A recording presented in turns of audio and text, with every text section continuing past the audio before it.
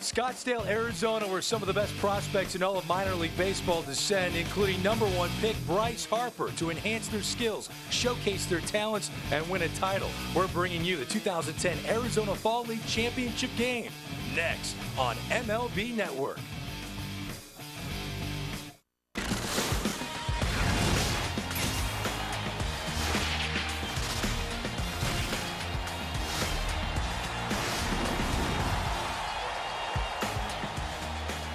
This MLB Network special heads to the desert for the Arizona Fall League Championship game from Scottsdale Stadium in Scottsdale, Arizona. Beautiful day for baseball. It's the Peoria Javelinas taking on the home club, the Scottsdale Scorpions, here as we're bringing you championship baseball, the best of fall ball.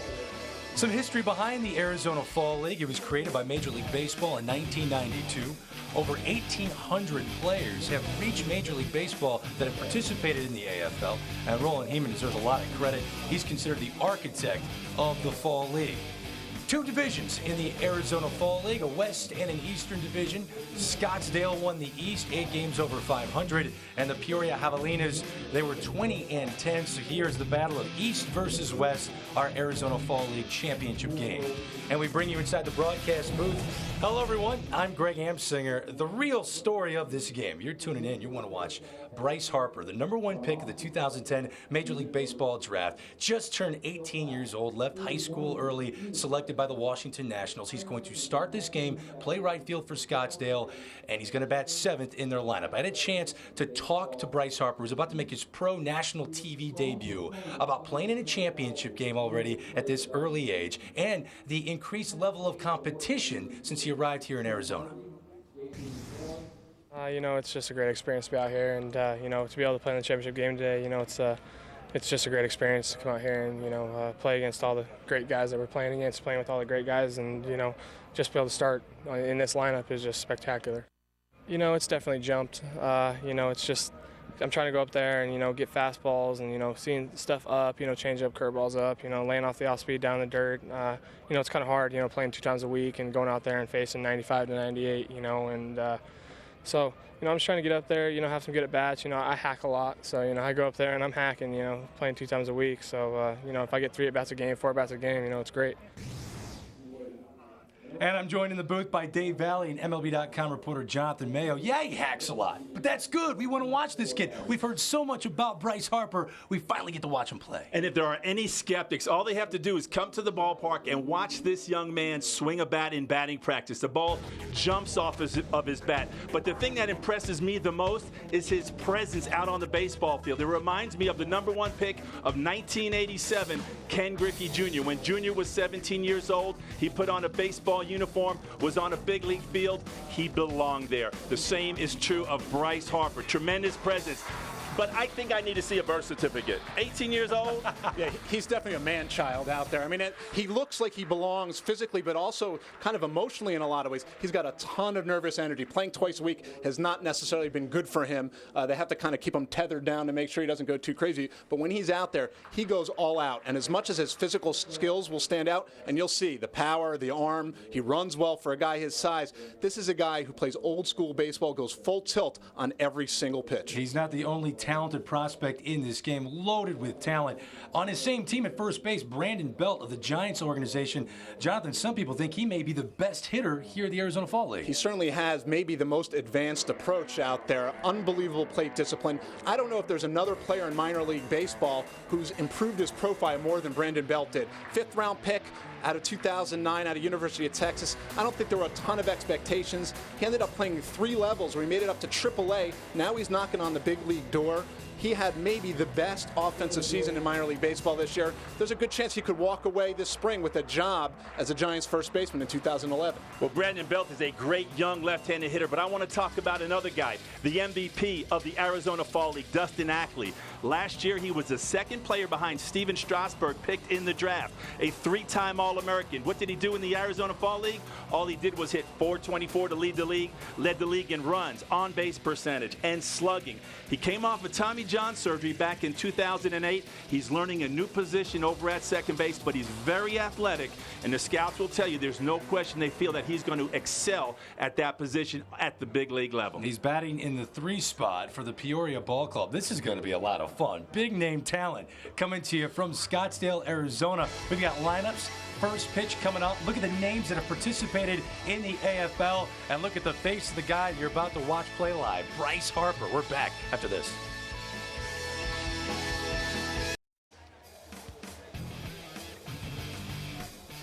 We are back with live baseball as we're getting set for Peoria to take on Scottsdale. Look at the Javelinas starting lineup, which is brought to you by the Scottsdale Convention and Visitors Bureau. Cord Phelps leading things off. Jose Iglesias of the Red Sox organization playing short. There's Ackley at second, batting third. Lavarnway, a power-hitting catcher. Mike McDade, the first baseman. Eric Thames, plenty of pop in left field. And Brandon Barnes, the center fielder for the Javelinas of Peoria. And that starting lineup will face this starting pitcher, Sammy Solis, young left-hander of the Washington Nationals organization. Sammy Solis was a second-round draft pick out of the University of San Diego. He's got a good fastball between 87 and 92, a very late-breaking curveball. He's working on his changeup, but he's got good command. This is the guy who's going to work ahead. He's going to get strike one.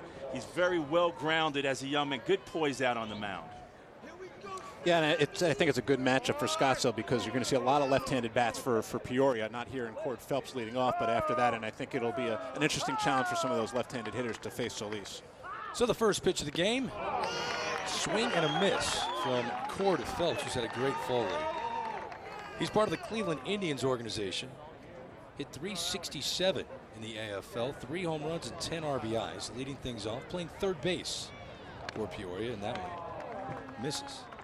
He's put up those numbers while learning a new position. I mean, he's played a lot of middle infield, but Jason Kipnis, who's DHing today, is kind of their second baseman in the future, and the Indians could use a third baseman, so his transition there could help him a lot.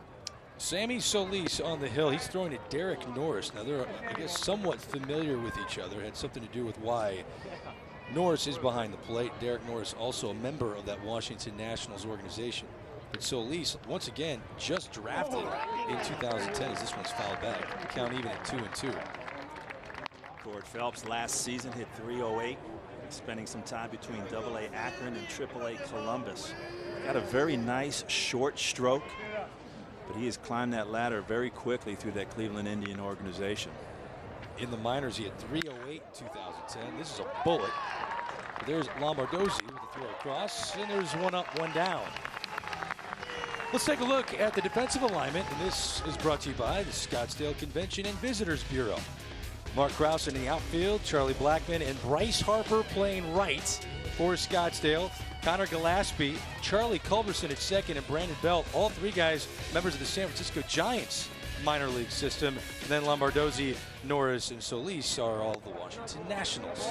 So Washington, San Francisco well represented in the infield here for the Scottsdale Scorpions. Here steps up Jose Iglesias, an intriguing young player, Jonathan. Absolutely, and known more for his glove, and we'll get to see him play some shortstop here. His defense is ready for the big leagues right now, but I think the number 2 spot is actually really good from great back control, doesn't try to do too much. How much he'll hit will show what kind of big leaguer he's going to be, but defensively he's there. He pops this up. Culberson backtracking. They call him out last second, and Bryce Harper makes the catch in right field. You like to see Bryce Harper taking charge out there. That is certainly the right fielder's ball. Much easier for the right fielder coming towards the infield to be able to take control over that. You see Harper with the face paint. What do you guys think? It's not the conventional thin stripe. He's got the war paint going on. Well, that's kind of under control compared to what he did in junior college, where he had a whole heavy metal kind of thing going where he all the way down his face. So that's a little bit more limited for him. So I think he's trying to sort of get more in line with the pro game. Well, personally, I loved wearing eye black. I kind of prepared you for the ball game. Didn't quite wear it the way Bryce Harper's wearing it, but I did wear it. Here is Dustin Ackley, the MVP of the Arizona Fall League, and he watches this one sail wide. One of the major reasons Solis is getting this start, this guy has been on fire, John. Absolutely, and he has hit lefties decently here, but obviously much better against right-handers. So this is the equalizer with Solis on the mound. That pitch misses upstairs. Count goes to 3-1. On deck, Ryan Lavernway. One of the things that's been so impressive about Ackley is his understanding of the strike zone. He's very patient up there, sometimes almost to a fault. But he understands what he can do, and I think that's when you see the good young hitters. They know what they can handle, and this is a young man who knows what he's good at. He knows what pitches he likes to swing at early in the count, and he'll sit and wait for it. 3-2 pitch. Oh, caught looking. Ackley strikes out. That hasn't happened a lot in the Arizona Fall League. Sammy Solis off to a great start. The Scorpions turn at the plate next.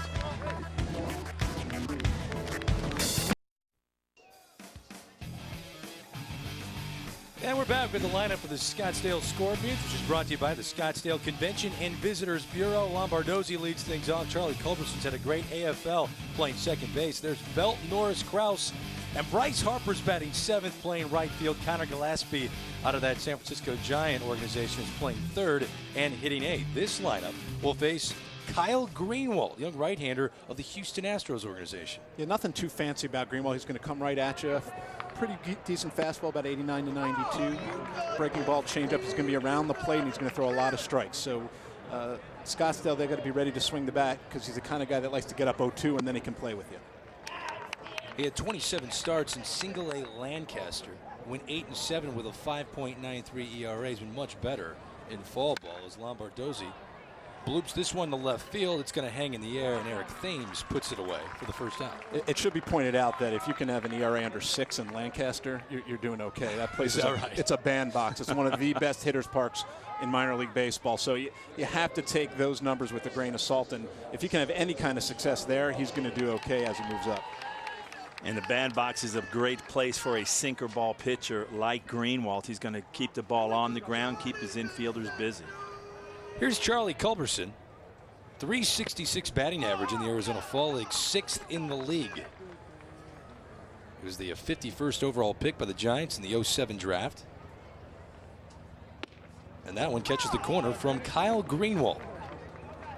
Once again, you're watching the Arizona Fall League Championship game. This is a lot of fun. We got Bryce Harper in the game. Dustin Ackley was the first offensive player taken in the 2009 draft behind Steven Strasburg. This one fouled back from Charlie Culberson. Culberson in his third season in professional baseball really had a breakout season this year in high A, and this culminated that season with hitting 366 here in the AFL. You know, you watch this young guy and you feel like he's just starting to harness his talent and his ability. He's got a great approach to the game, very professional. Nice short stroke. He's going to have a nice future. It's interesting to see the talent that the San Francisco Giants are displaying here today. Greenwald gets the outside corner there. 2 up, 2 down quickly as Culberson walks away. Here's another look at the pitch.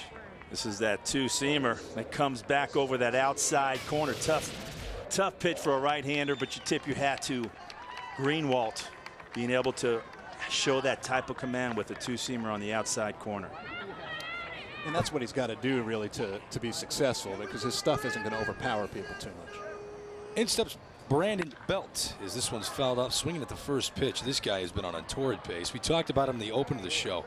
He's only 22 years old and really success in the AFL, hitting 372, but the numbers he put up in the minor leagues: 352, 23 home runs, 112 RBIs, and 22 stolen bases. He can run too.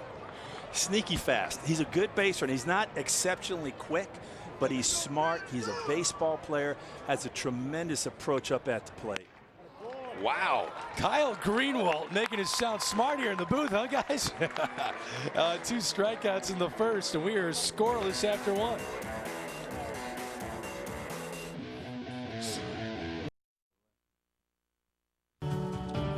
Where do baseball fans go when the season ends? MLB Network, a place where the hot stove burns all year long. Watch for the new starting lineup all week long on MLB Network, our national pastime all the time.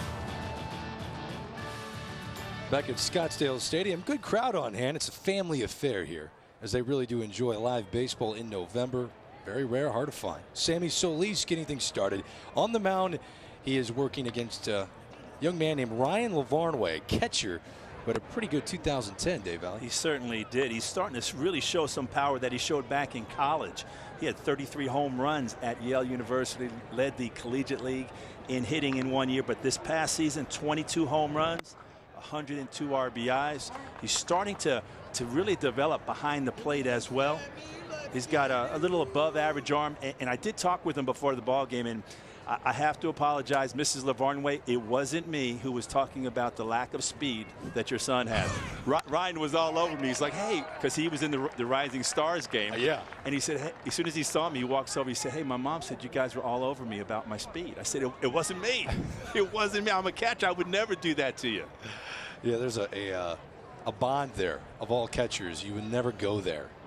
But is Lavarnway considered the catcher of the future? Is that one sails outside? Well, for right now, they don't have a ton of catching in their system, and he definitely put himself more on the map. I think he was more of a, not an organizational guy, but not a lot of expectations. Scouting reports on him are just kind of so-so, but with the numbers that he put up, and he was not playing in particularly good hitters' parks.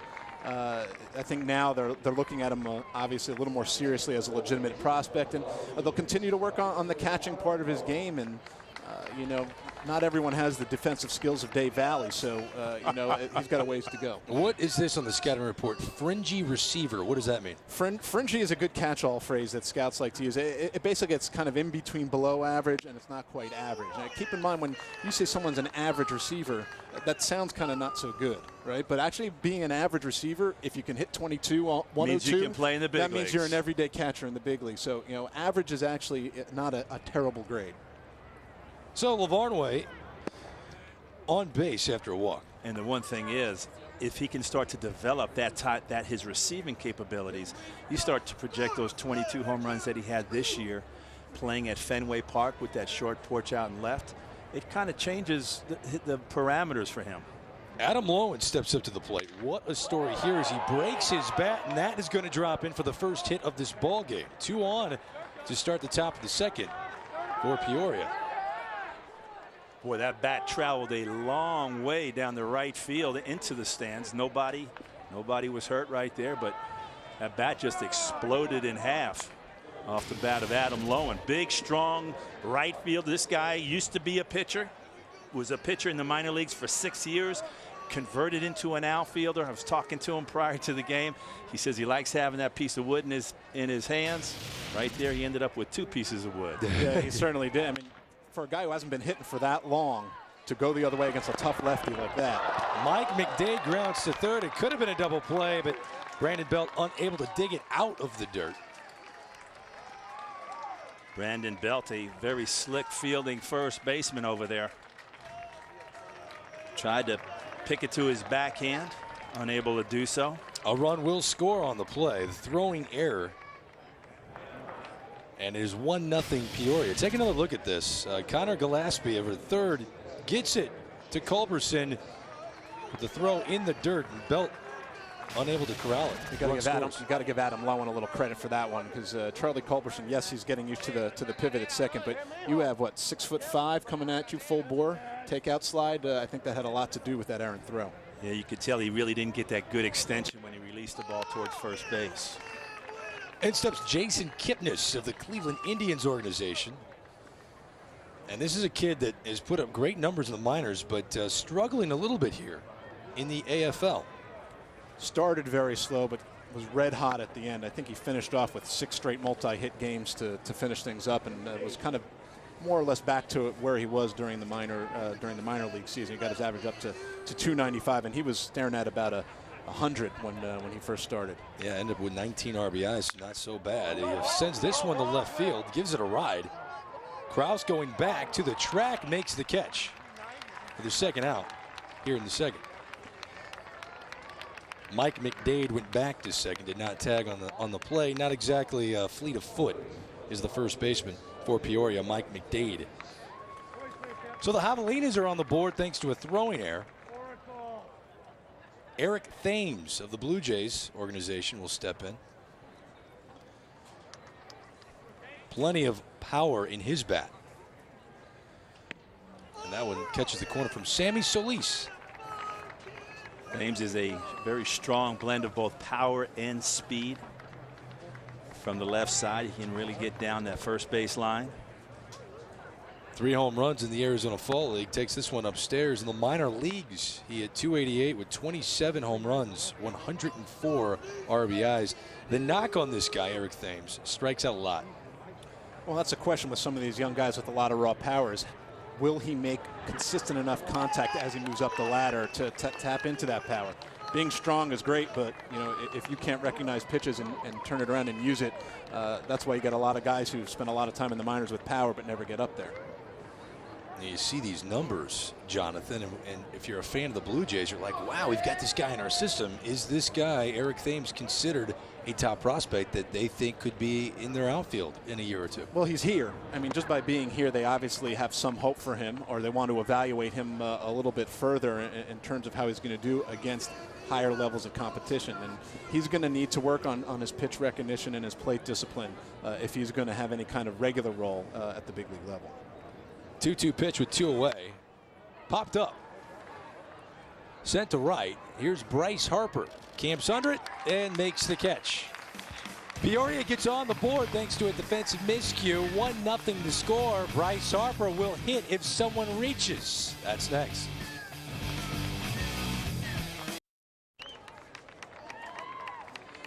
We're back to Scottsdale Stadium with a look at the defense for the Peoria Javelinas. And this defense is brought to you by the Scottsdale Convention and Visitors Bureau. Eric Thames, Brandon Barnes, and Adam Lowen in the outfield. Phelps Iglesias, a terrific shortstop defensively from the Red Sox organization. Ackley, then McDade at first. Lavarnway is your catcher, and you watch Kyle Greenwald just walk right through the top of the order of Scottsdale. Now it's Derek Norris from the Washington Nationals. He's leading off here in the bottom of the second. The catcher, a guy that has got good pop and reaches base a ton.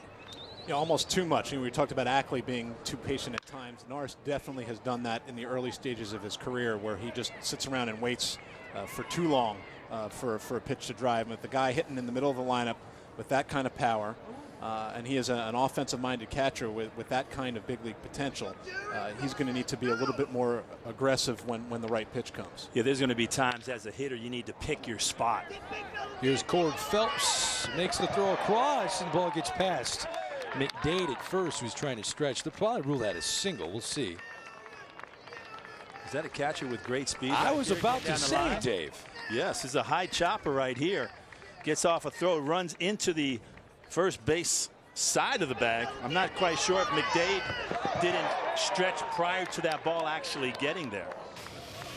And you're right, by the way. Derek Norris actually grades out as, again, an average runner, which doesn't sound good. If you're an average runner as a catcher, you're fleet of foot. Come on, give him some love. No, he can run. He'll steal a base now and again. He'll take the extra bag. He runs very, very well for a catcher. I always have to throw that caveat. I'm sorry, Dave. He has 2 stolen bases here in the Arizona Fall League. He stole 6 in the minor leagues. He's get a good look at Krause. Mark Krause, 23 years old, from the Arizona Diamondbacks. This young man hit 25 home runs, drove in 87 in the minors in 2010, hit 302. Is there a knock? Well, much like these big power guys, Jonathan, 141 strikeouts in the minors. And he's playing in that California league again. So what usually happens when guys put up numbers there, everyone wants to see, well, are they going to do it when they move up? And the pitchers are a little better. The ballparks aren't quite as friendly. And, you know, he's had a good fall league. So I think that's a good sign that there are good things to come for him in the Diamondbacks organization next year. You see those numbers. An impressive offensive campaign in Class A ball over a span of 138 games. On deck, Jordan Pacheco, the DH, as that is a check swing foul. And then after Pacheco, Bryce Harper. The first time he will bat professionally on national television. There he is, number 34. 1-0 Peoria here in the Arizona Fall League Championship game. Tapper back to Greenwald, looks to second. That throw is errant. After thinking about it, Norris is going to take third base. Good read right there from Norris. He picked up the ball, took a look at where the third baseman was. Phelps and realized that he was going to be able to get on over to third base very easily. Got in there standing up. Good recognition right there. But this is a little chopper right back to the mound. He has plenty of time to get him, but just throws a little sinker right into Norris. Looked like it hit him off of his chest. Norris making it over safely. And once he saw Phelps having to go chase down the ball, he realized that third base was wide open. Kyle Greenwald does not help himself defensively. So Kraus now is at first. Norris at third. Nobody out. Bottom of the second. In steps Jordan Pacheco, the 2007 Mountain West Conference Player of the Year when he was a second baseman at New Mexico. He sends this one to the right side now to play. He has since been moved to catcher in the Rockies organization. Why was that? Arm strength. You know, sometimes you'll see a guy if he's got the right body type and he's got the strong arm, and you know, obviously you got to see if he's got decent hands, but he probably had the arm strength to go back behind the plate. And if you can develop a catcher, you never can have enough good catching.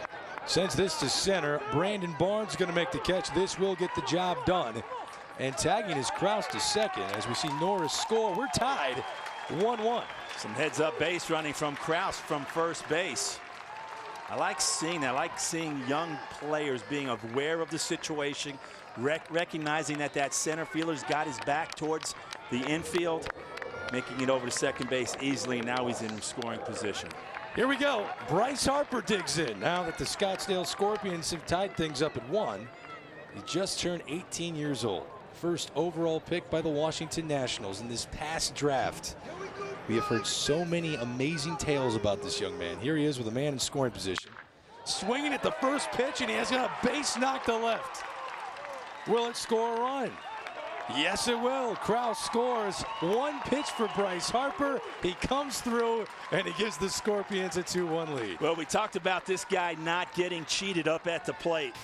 He lets it go every time. This is a fastball up and away. Doesn't try to pull it. Hits it where it's pitched and just drives it through the infield on the left side. Nice piece of hitting right there from Bryce Harper. It's really interesting because during batting practice today, they clearly were working on the outer half of the plate with him because he was driving balls the other way. And he's got plenty of power that way, too. But that was just good hitting. And you see there, we talked about his old school approach. He takes a hard turn around first every single time. Connor Gillespie grounds to McDade, who goes to second for one. Back across, not in time. 2 away now in the bottom of the second is on the 2 pitches, 2 swings. But Gillespie reaches base on a fielder's choice. Connor Gillespie tied for the league in home runs with 5 here in the Arizona Fall League. It was interesting talking to Randy Knorr about Bryce Harper and some of the reactions from teammates and opposing teams about the way he plays, about the way he goes into second base trying to break up players. And Randy was turning around telling his guys, hey, that's how you're supposed to play. You're supposed to run hard. You're supposed to take a big turn around first base. Charlie Blackmon hitting 9th for Scottsdale. Fouls off the first pitch. He's from the Rockies organization playing center field. So here's another look at what you're talking about. Bryce Harper always goes maximum effort. Ooh, is that a late slide? Just a little bit. You know, if you're the Washington Nationals, you probably want to see him get down on the dirt a little bit earlier so that the knees aren't messing around with that second base bag. A base hit from Charlie Blackmon as Gillespie stops at second. So first and second, 2 away, and the Scorpions are not done. That went right under McDade's glove there. And if you're wondering why Gillespie didn't try to take third, one, he's battling a little bit of a back issue. 2, you got Adam Lowen out there. He used to throw 95 off the mound. I don't know if that's the kind of arm on a hard hit ball you want to try to challenge. So he stops at second and brings up Steve Lombardozzi. Back to the top of the order we go. The shortstop flew out to left field his first time up. Kyle Greenwald, 1-2-3 in the first. In the second inning, he's run into some issues. Steve Lombardozzi earlier in the day won the 2010 Arizona Fall League Darnell Stenson Award for sportsmanship. Jonathan, tell me a little bit about this because I know you had something to do with that. Yeah, well, in 2003, Darnell Stenson was playing here. He's with the Cincinnati Reds organization and tragically was killed while he was playing here and obviously shook up the entire league. And I came out to the Fall League about a week after it happened, and all the players said the best way to remember Darnell Stenson would be a good guy or a sportsmanship award. because this is a guy who was the first to the field, last to leave, always enjoyed playing. And each year we've given an award to a guy like Lombardozzi who just comes and plays the game the right way. And he grounds out to Iglesias to end the bottom of the second. We're through 2. Bryce Harper comes through to give the Scorpions a 2-1 lead here from Scottsdale.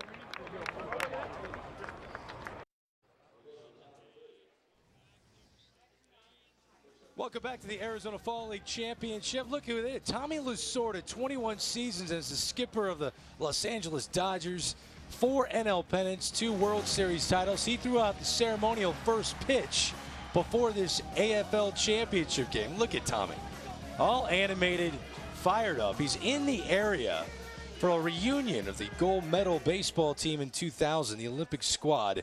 And Tommy Lasorda joins us in the booth alongside Dave Valley. Tommy, great to have you here. Thank you. I'm honored, and just seeing our team again, that Olympic team. I'm so happy and elated what those young men did representing our country. I really was proud of them. They, every one of them, every time they were interviewed, all they said was, "Hey, I'm here to represent my country." And that made me feel real good. They're all wonderful guys, and nobody thought that we could beat the Cubans. And that's one of the reasons why I really wanted the position. I wanted to beat the Cubans, and we did. And 24 players, 23 I had never seen. The only one I knew was Pat Borders, and he was playing at Toronto when I was still managing. But I didn't know who they were, and that's when I met with him. I said, "Hey, I don't know you guys. I don't know where you come from. I don't know if you're married or single. I don't know if you're good, mediocre, or bad. But I'm going to tell you something right now.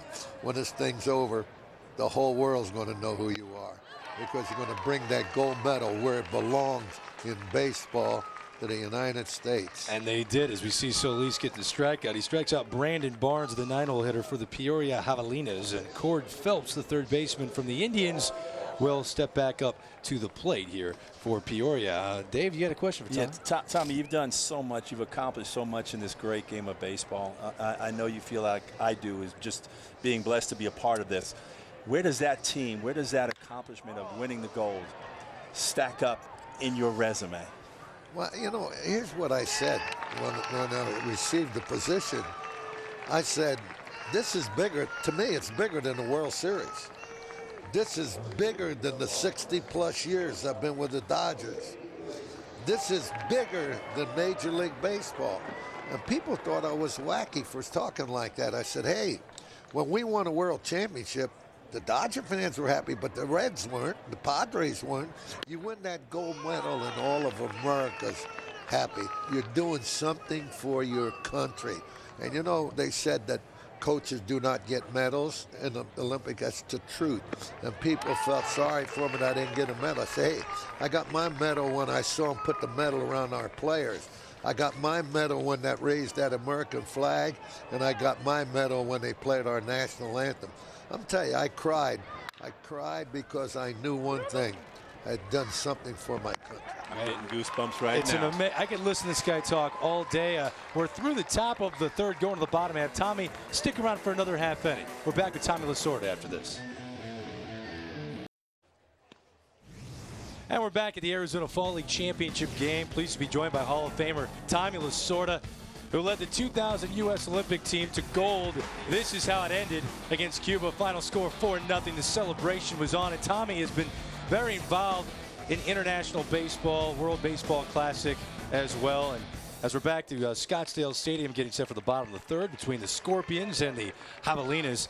Tommy, your passion for international baseball, it remains to this day. Why is that as we wait till the people at home?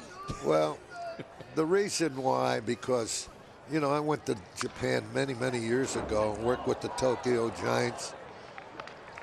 They won 10 championships in a row. And I lectured in Puerto Rico. I played in Puerto Rico. I played in Cuba. I played in Panama. So I try to represent baseball, Dodgers, in all the places I go to. I'm honored and to have the prestigious honor of being in the Hall of Fame and being the manager of the Dodgers for 20 years. You know, I never ever believed that I would ever reach this level in life, and I'm so much in awe and so much grateful to all the things that happened to me. You know, I'll be 83 coming up, and I just keep going. I love it. I love every minute of it. 20 years as a manager of the Los Angeles Dodgers. From your perspective, will we ever see another manager stay with one team for 20 years? Listen, only 4 of them have done it. Connie Mack, he owned the team. Who's going to fire him? John McGraw, he was part owner of the team. Walter Austin and myself. And it's amazing. Do you have a piece of the Dodgers? No, I wish I did. As we see Brandon Belt get hit by a pitch. He reaches base here with 1 away. Look at a lengthy resume for Tommy Lasorda. 21 seasons as skipper. Look at the postseason success. You knew how to win, and I'm sure it was exciting for you. After you threw out the first pitch here at Scottsdale, you talked to some of the young players. I don't know how much you follow along here, but a kid like Bryce Harper and all the attention he's getting. I had a nice talk with him. I told him, don't change. You're a nice young man. I hear you interviewed. You're very, very humble. But a lot of guys in Major League Baseball, they do well, and then all of a sudden their head gets as big as the bucket. I said, don't let it happen to you, son. Stay humble, and more people will like you than not. Here's Derek Norris, part of that Washington Nationals farm system. He's at the plate.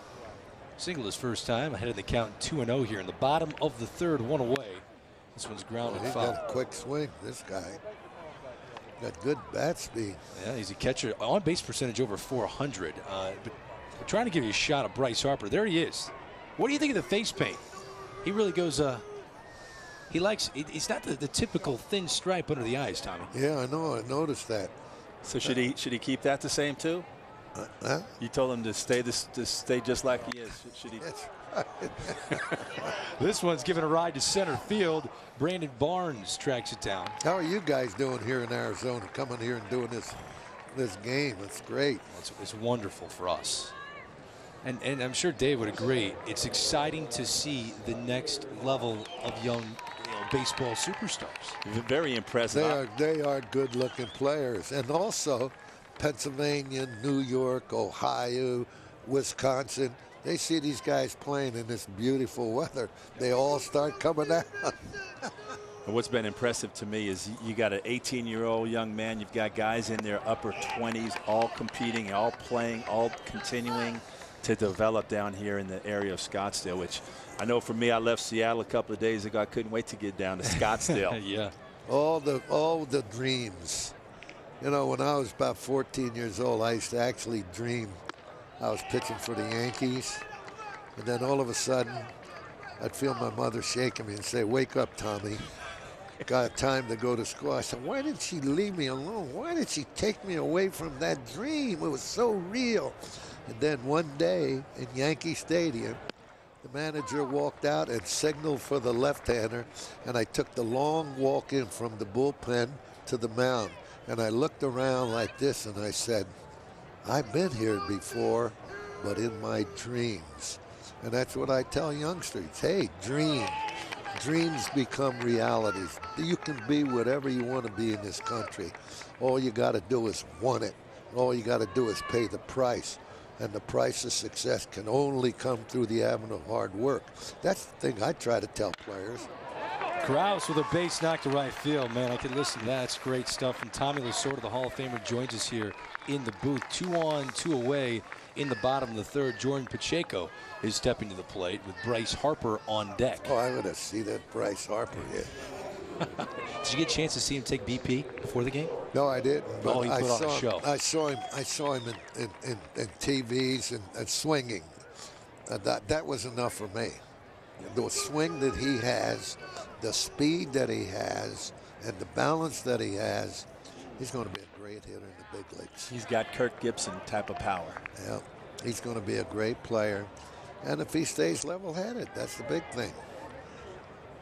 They moved him to right field. He was drafted as a right fielder, although he was in high school as a catcher. It was his Catcher, favorite first sport. baseman. Yeah. I saw him play first base on the newsreels, yeah. So he's actually enjoying right field. As you get a good look at Bryce Harper. When I was scouting a couple of years ago, I saw a young left-handed hitter, and I told our guy, I said, this guy 2 years from now is going to be hitting scuds in the major leagues. And it's the kid's, his father was a first baseman. He plays first base for the Milwaukee team. As we see, Pacheco ground is short.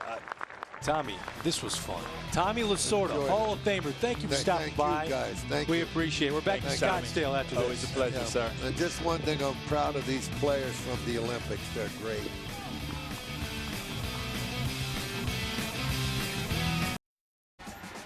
Baseball's off-season show of record is back with Hot Stove. Get the inside scoop of deals, steals, and the buzz around the league, and we'll wrap up the November awards with the MVPs Monday and Tuesday. So turn it up on Hot Stove, presented by Chrysler, Monday through Saturday at 7 Eastern and Pacific right here on MLB Network.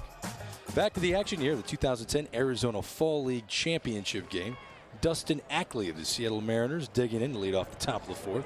Struck out looking his first time as we see Sammy Solis working into the fourth. Well, they thought that he might go 4, and if things were zipping along, you might see him for a 5th inning. He's going to then play some matchups after that and try to get as many players into the game as he can. But you know, aside from that one unearned run, he is really cruised here.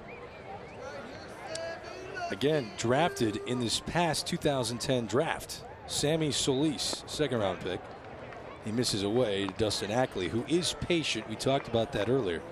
He's walked 26 times in this Arizona Fall League. That's a league high. Well, it's really impressive what he's accomplished down here. Led the league in hitting at .424. Runs, on-base percentage, slugging percentage. #1 pick of the Seattle Mariners last year, right behind Steven Strasburg. Missing the corner is Solis. Dave, you wonder when they'll actually make the decision to bring this guy up. I think that the decision will come once they feel like he's comfortable enough over at second base. Swinging and going the other way. Base hit for Dustin Ackley, 1 for 2. You know, when you talk to people about his approach up at the plate, how his bat stays in the strike zone for a long period of time, you'll hear the great comparisons. Guys like Wade Boggs, that we just saw right there, that base hit to left field. But he has an advanced knowledge of the strike zone. His tools, some scouts feel, play better for center field. Yeah, and I think he's getting more and more comfortable. And even the report of him being handsy, he has looked a lot different here in the Fall League where he's staying back. First month of the season was really his pro debut. He was, and he's the first to admit it, completely lost. I think he hit about a $140 in Double-A his first month of the season. He told me that he thought he had completely forgotten how to hit. And then slowly but surely it started to come. And what you're seeing now is a lot more aggressive. He's staying back. He's using his legs more. So he's not just slapping at the ball when he was lunging a lot more early on in his pro career. Baseball America's college hitter of the decade during his time at the University of North Carolina. I was just talking to him. I was just down in Raleigh-Durham doing some college visits with my daughter, and I went over to UNC, and they have this beautiful ballpark, and Dustin's little banner is up on the concourse up there, a 3-time All-American for University of North Carolina. Very affable young man, very quiet. He's got a great approach to the game of baseball. One of the things that was hard for scouts in terms of where he was going to go, everyone knew about the bat. But at the top, Dave, you mentioned he had Tommy John surgery in 2008. He had been playing the outfield, and a lot of people saw him as a center fielder. He's got above average to plus speed. But after the surgery, he needed to play first base because he couldn't really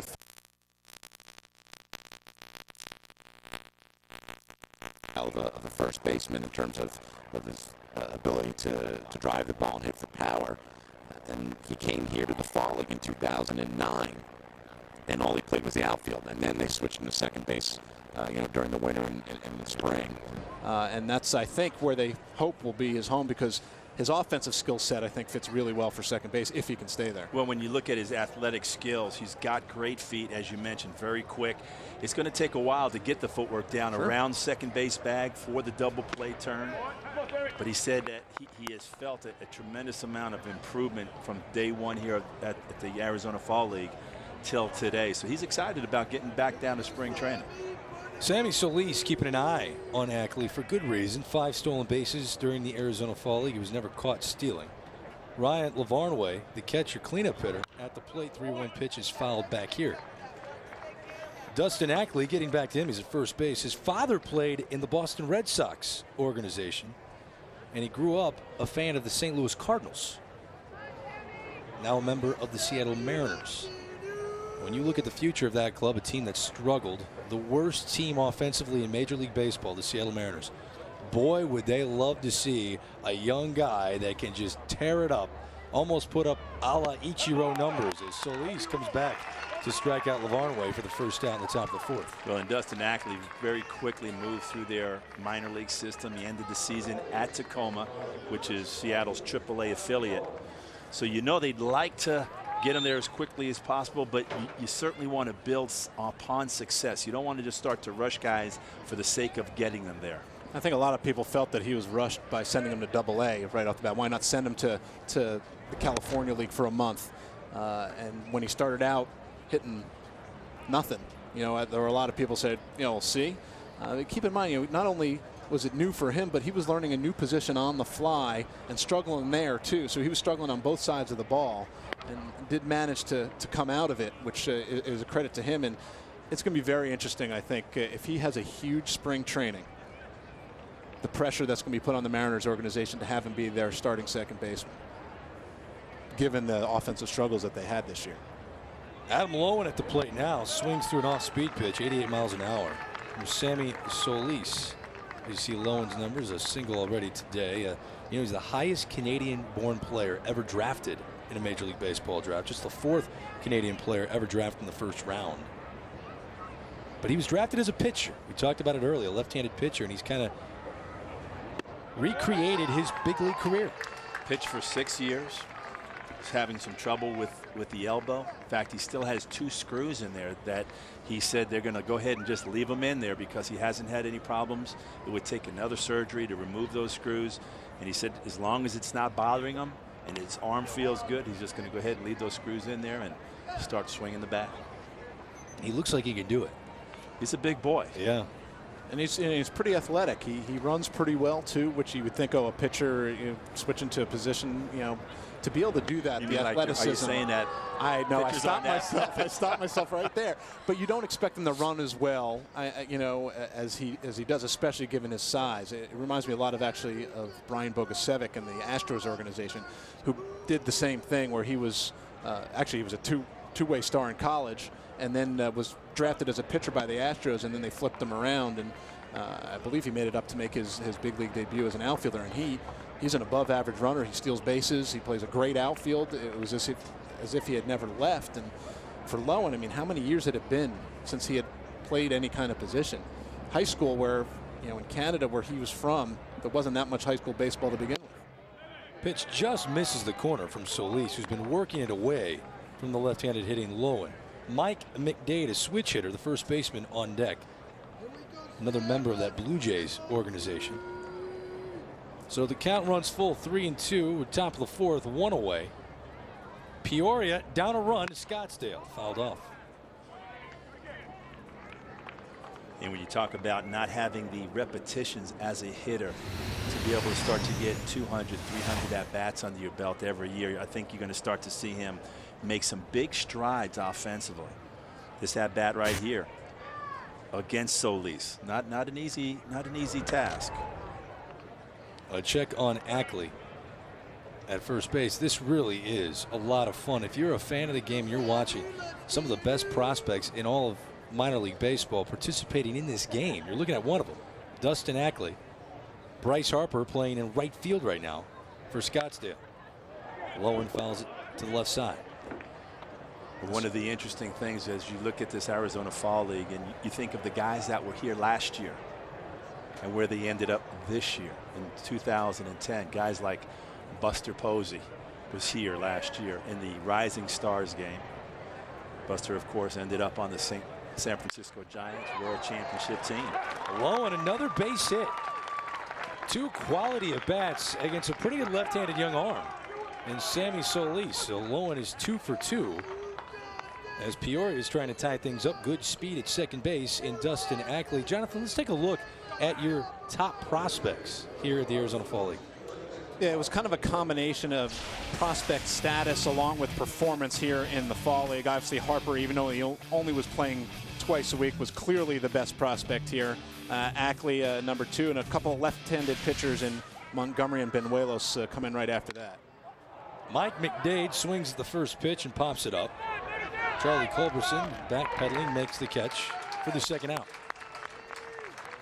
A lot of people at home are saying, why isn't he playing every single day here in the Fall League? So explain what they're calling, they define it as the taxi squad. Yeah, certain guys are put on the taxi squad either because they've played too much during the year.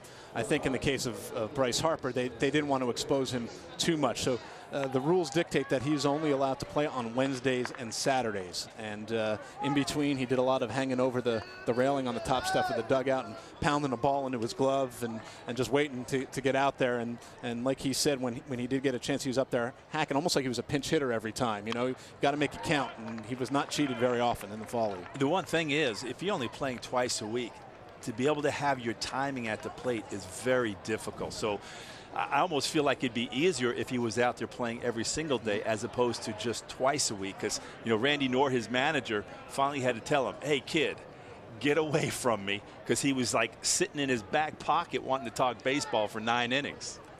But I think there's some benefit for him to sit and watch the game. I mean, this is a guy who's been the guy wherever he's been. You know, and I think before the Fall League, he'd never hit below 5th in a lineup. You know, and he's used to being the focal point, and he still is to a certain extent, but I think it was a good exercise for him to watch these upper-level minor league professionals and how they go about their business and talk through it with them. Even though he was probably itching and chomping at the bit to play, I think in the long haul, big picture, it's going to help him a lot that he was able to sit and watch a lot of baseball while he was out here. I still have to get it through my brain that this kid is 18 years old. He should be a senior in high school yep. right now. A lot of people at home, I think, are so intrigued by the story of Bryce Harper. As we watch Kipnis at the plate, this one misses wide. Jason Kipnis, don't overlook him. He played at Arizona State, right near where we are here in Scottsdale. He was teammates with Mike Leake of the Cincinnati Reds now. And Ike Davis. And Jason Kipnis put together quite the college career. In the hole here, 1-2. Just misses the outside corner. It was one of those college bats that people weren't exactly sure what position he would profile it. He played the outfield for ASU, and they've moved him to second base, and it's kind of a common theme with a lot of guys here. He and Ackley are kind of very similar and actually pick each other's brains a lot because they're going through the exact same thing. Terrific hitters, learning a new position, and it's a work in progress for him, but I think just like with Ackley and the Mariners, if Kipnis can really show that he's learned a lot and this experience has helped him, he's got a chance of getting up to that big league club pretty quickly next year. And the other guy that's trying to make that conversion is Charlie Culberson over at second base, which kind of tells you the importance and the impact that the Arizona Fall League has. It is a place for guys to work, to continue to develop. They're young guys. Maybe they got drafted at a certain position, but as they are developing, they start to develop into a different type of player from once they were drafted. So it's a great proving ground, a great training ground to come down here in Scottsdale and play baseball and learn a new position.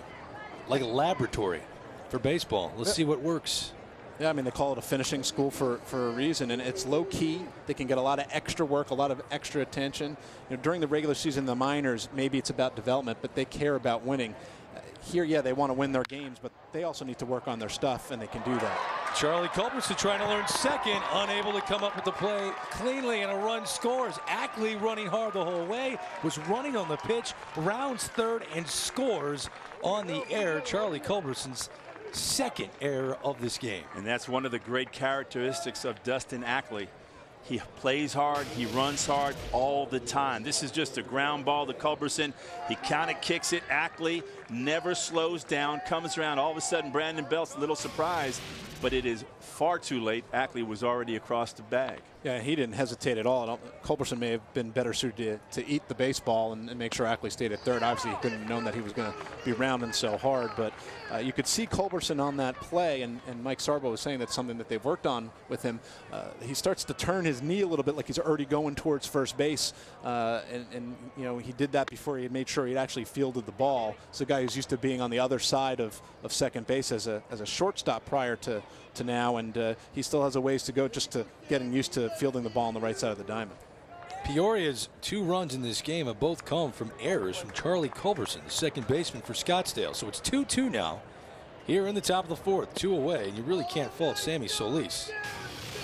Here's a good look at Dustin Ackley, though, who made this run happen, who did not let up whatsoever around third base. And as you mentioned, Jonathan, he has plus speed. He doesn't really look like it. He kind of has that little bit of a gliding action.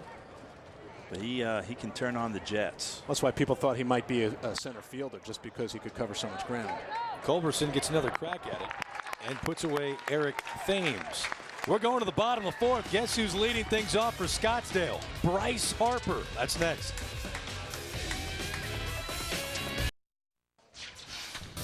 Earlier in this game, in the second inning, the first pitch Bryce Harper sees, he went the other way. The 18-year-old was able to give Scottsdale a 2-1 lead. He's playing right field, batting 7th, and guess what?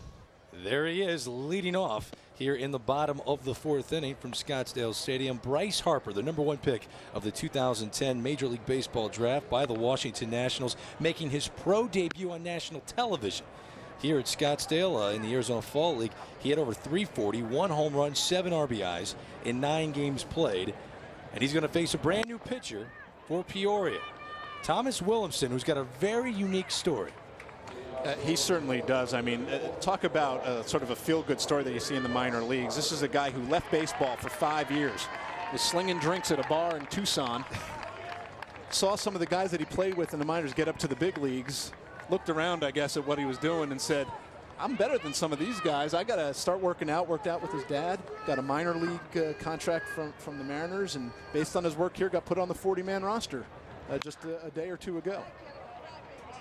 He's 6'6", hard-throwing right-hander. Bryce Harper once again swinging at the first pitch, but you know what? He admitted to us before the game, I like to hack. I hack. He swings the bat. Harper at the plate. Again, we're tied at 2. This one misses low and inside. You know, he is now a right fielder. Does he miss catching? I asked him that earlier today. You know, it's a lot harder to, you know, sit out there and, you know, just wait for a ball. You know, when I was catching all the time, you know, you're in the game, you're in the pitch every inning, and, you know, it's kind of hard, but, you know, it's good for my body, you know, and I feel that, you know, good on my legs, good on my arm. My arm feels great every day. And, you know, I feel like I have a lot more power in my swing right now because of the fact that, you know, my legs are still under me. You know, halfway through the season last year, you know, my legs kind of gave out a little bit, you know, and, you know, just go out there and, you know, relax a little bit and catch a fly ball here and there. You know, it's a lot of fun. So, what do you think of Bryce Harper giving up a position he loved? Because I guess everyone knows his bat is the #1 priority. Well, I think, you know, you look at some of the great catchers in the game of baseball. You've got Maurer up in Minnesota. Yeah. I was going to say the Twins. There hasn't been a trade, has there? Holy cow, that's news. but an impact player with a tremendous bat, a 2-time batting title guy. Harper probably would be kind of considered in that way, but I think for him moving to the outfield as a former catcher, there's no question the wear and tear on your body is much less out there in the outfield. Harper pops this up, and look how hard he goes around the bases here, guys. And this is what we talked about and what Randy Knorr loves about him. He does that on every single play. There was a play earlier in the fall where he hit a bullet to the third baseman, one of those that the guy caught before he left the box, and he still ran all the way to first. That was one where the manager said, son, that one you can chill out a little bit on that one, but that's just the speed that he goes. Gillespie at the plate now, grounds this one foul. Connor Gillespie didn't have a lot of home runs in the 2010 minor league season, but here in Scottsdale, 5 home runs. Tied for the league lead. And he got a chance to play a cup of coffee this year with the San Francisco Giants. It has to be a very short stroke. Chokes up on the bat a little bit, but just goes to show you still be able to put some power into his swing with 5 home runs down here. Has that been the concern, the power at that position? Yeah, I was going to say, I mean, that he does not profile as the kind of guy who's going to hit for that kind of power. Now, he's shown it here, and maybe he's been working on some things to help him drive the ball a little bit more, but he is not the kind of middle-of-the-order run producer that you normally might see at third base or hope to get at third base, but he's obviously done a nice job and probably opened some eyes where maybe people are looking at him a little bit differently now. In 491 at-bats in the minors, he had 8 home runs. In 72 at-bats in the AFL, 5 home runs. So maybe he's trying to turn things around, get people to believe that he can hit the ball out of the ballpark. And third base is his natural position. Yeah, I think they've moved him around a little bit too.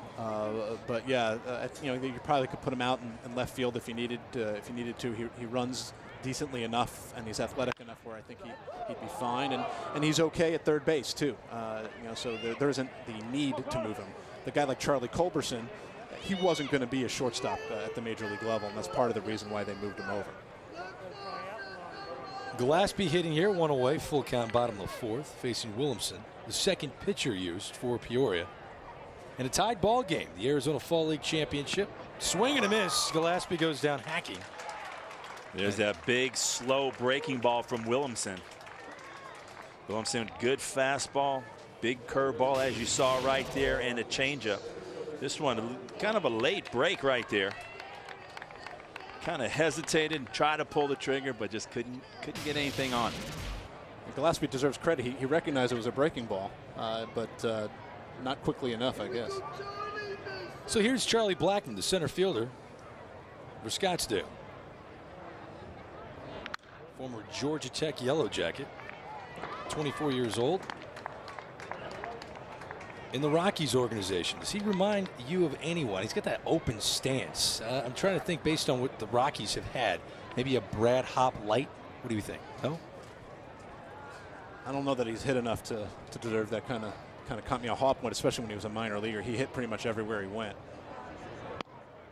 This one misses low and away. 11 home runs, 55 RBIs in the minors. He had 297 in 2010. He can run. He's got 19 stolen bases.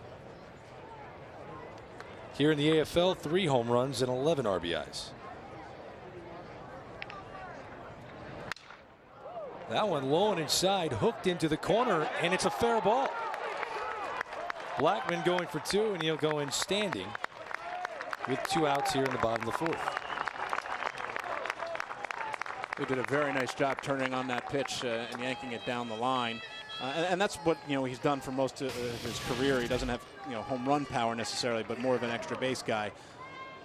Lefties love those balls down and in, don't they? Fastball down in. They just kind of drop the head down. This ball just stays inside the line right there. Gets into second base easily. Good speed. Maybe Steve Lombardozzi can come through and give Scottsdale the lead once again. Steve Lombardozzi, the son of former big leaguer Steve Lombardozzi with the Minnesota Twins. Yeah, his father hit .412 and had 4 RBIs in the 1987 World Series against the St. Louis Cardinals. What a series that was. I know you remember that, Greg. I do remember it as a youngster, as a young chap in South St. Louis. Lombardozzi, I'm sure, does as well. Well, no, he was born in 1988. This is a line drive to right field, hit well over the head of Lowen. This is going to give Scottsdale a 3-2 lead as Steve Lombardozzi with an extra base knock here in the bottom of the 4th. Well, that ball had a lot of carry. It really tricked Lowen out there in right field. It looked like Lowen thought he had a beat on this ball. Lombardozzi just drops the head on this fastball, middle. This ball carries off and caroms off the wall in right field. Scoots back past Lowen. I thought Lombardozzi might have had a triple right there, pulls up at second base. He's the kind of guy that goes hard right out of the box, so if there was any chance at all, he was going to be ready to go and then had to pull up last second. And, you know, Lombardozzi, from a scouting standpoint, he's not going to blow you away. But much like his dad was, he's the kind of guy that everyone wants on their team because he does things the right way. He takes the extra base. He'll surprise you every once in a while and bang one off the right field wall, even though that's not a huge part of the game. But he does everything as perfectly as he can, and he maximizes the natural ability that he has. Charlie Culberson fouls this one away. I find myself sort of rooting for Culberson here. 0 for 2 with 2 strikeouts, and he's also got 2 errors. That has cost his team the only 2 runs they've given up. He's had a great Arizona Fall League. I don't want people to watch this game and think this is a reflection of who this kid is. He had 366 here in fall ball. Had a solid season as well during the regular season. Did he go? They say he did not. Very talkative young man. Yeah, he likes to chat. You need to talk about anything, and you can fill up your notebook if you're a reporter, which is great, you know, for what we do. But he just loves playing baseball. He doesn't look like he's ready to go. Like he could go for a little bit longer. And you know, they love the bat. The defensive problems he's had, you know, that's kind of what people sort of expect from him. But he can swing the bat. That's what scouts love. Ground ball to Cord Phelps, long throw. The stretch at first from McDade, and that does it. We are through 4 innings here in Scottsdale. The Arizona Fall League championship game. Scottsdale's up 3-2.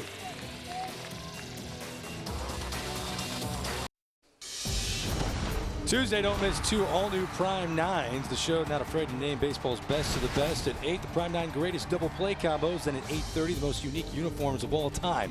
There are plenty to choose from. But which uni truly stands out? Join the debate Tuesday starting at 8 on MLB Network. Then dig into a Thanksgiving Day Prime 9 marathon starting at 11 a.m. Eastern Thursday on MLB Network. Very busy month for the network as we bring you back inside Scottsdale Stadium. Greg Amsinger alongside Dave Valley. We're joined by Brent Dorado, who's the Executive Vice President of the Scottsdale Convention and Visitors Bureau. Has been with the organization since 2001. First off, great turnout here. We're thrilled. I mean, you know, to see this type of crowd come out, you know, today is inspiring. I think the last time we saw a crowd like this for an Arizona Fall League game was when Michael Jordan was here 16 years ago playing. So we're very excited. We've got Brandon Barnes leading things off here in the top of the 5th. Scottsdale up 3-2, showing bunt, and he's going to take a strike. You know, Brent, with the Diamondbacks and Rockies moving their spring training operations up here to this area from Tucson this year, what will those moves mean for the Scottsdale area? We're really excited because that means that we're going to have spring training baseball every day. You know, certainly the San Francisco Giants, they'll be here in Scottsdale Stadium, but just 5 miles up the road, we'll see, you know, certainly the Diamondbacks and the Rockies. A lot of folks coming in from Denver. Should be big business for us here in Scottsdale. As we see this ground ball to second base, Culberson makes the flip to first. Now, Brent, 1978 was my first year down here in the Valley. And I was telling Greg this morning when we went to get a cup of coffee, I said from Scottsdale Road or from Camelback on, it was nothing but desert. Other than baseball, and obviously we all love to come see baseball games, what are some of the other things to do around here in the Scottsdale area? Well, Dave, you know, Scottsdale certainly world-renowned when it comes to golf. Golf is probably one of the biggest things that you know, a lot of our you know, spring training fans come out and enjoy. But when you take a look at the restaurants, 600 restaurants in Scottsdale, you know, the nightlife, you look at the arts and culture, shopping, there's really something for everyone. But you know, and again, just with spring training baseball, the opportunity to have, you know, 15 of Major League Baseball's 30 teams here in the metro area, it's really big for us, and we're looking forward to a tremendous March. Let's talk about spring training as we get a good look at Cord Phelps, the third baseman for Peoria at the plate, property of the Cleveland Indians. Obviously, the San Francisco Giants are your World Series champions. Here they're coming to Scottsdale for spring training. What kind of extra buzz and excitement will that mean for Scottsdale? Well, one of the things we were looking at is, again, we were a little nervous about the impact on the Giants just with the Diamondbacks-Rockies facility opening, but when you win a World Series championship, it obviously takes care of any of those worries. You know, what we're hearing out of San Francisco already is, you know, tremendous excitement. They can't wait for the single-game tickets to go on sale in December.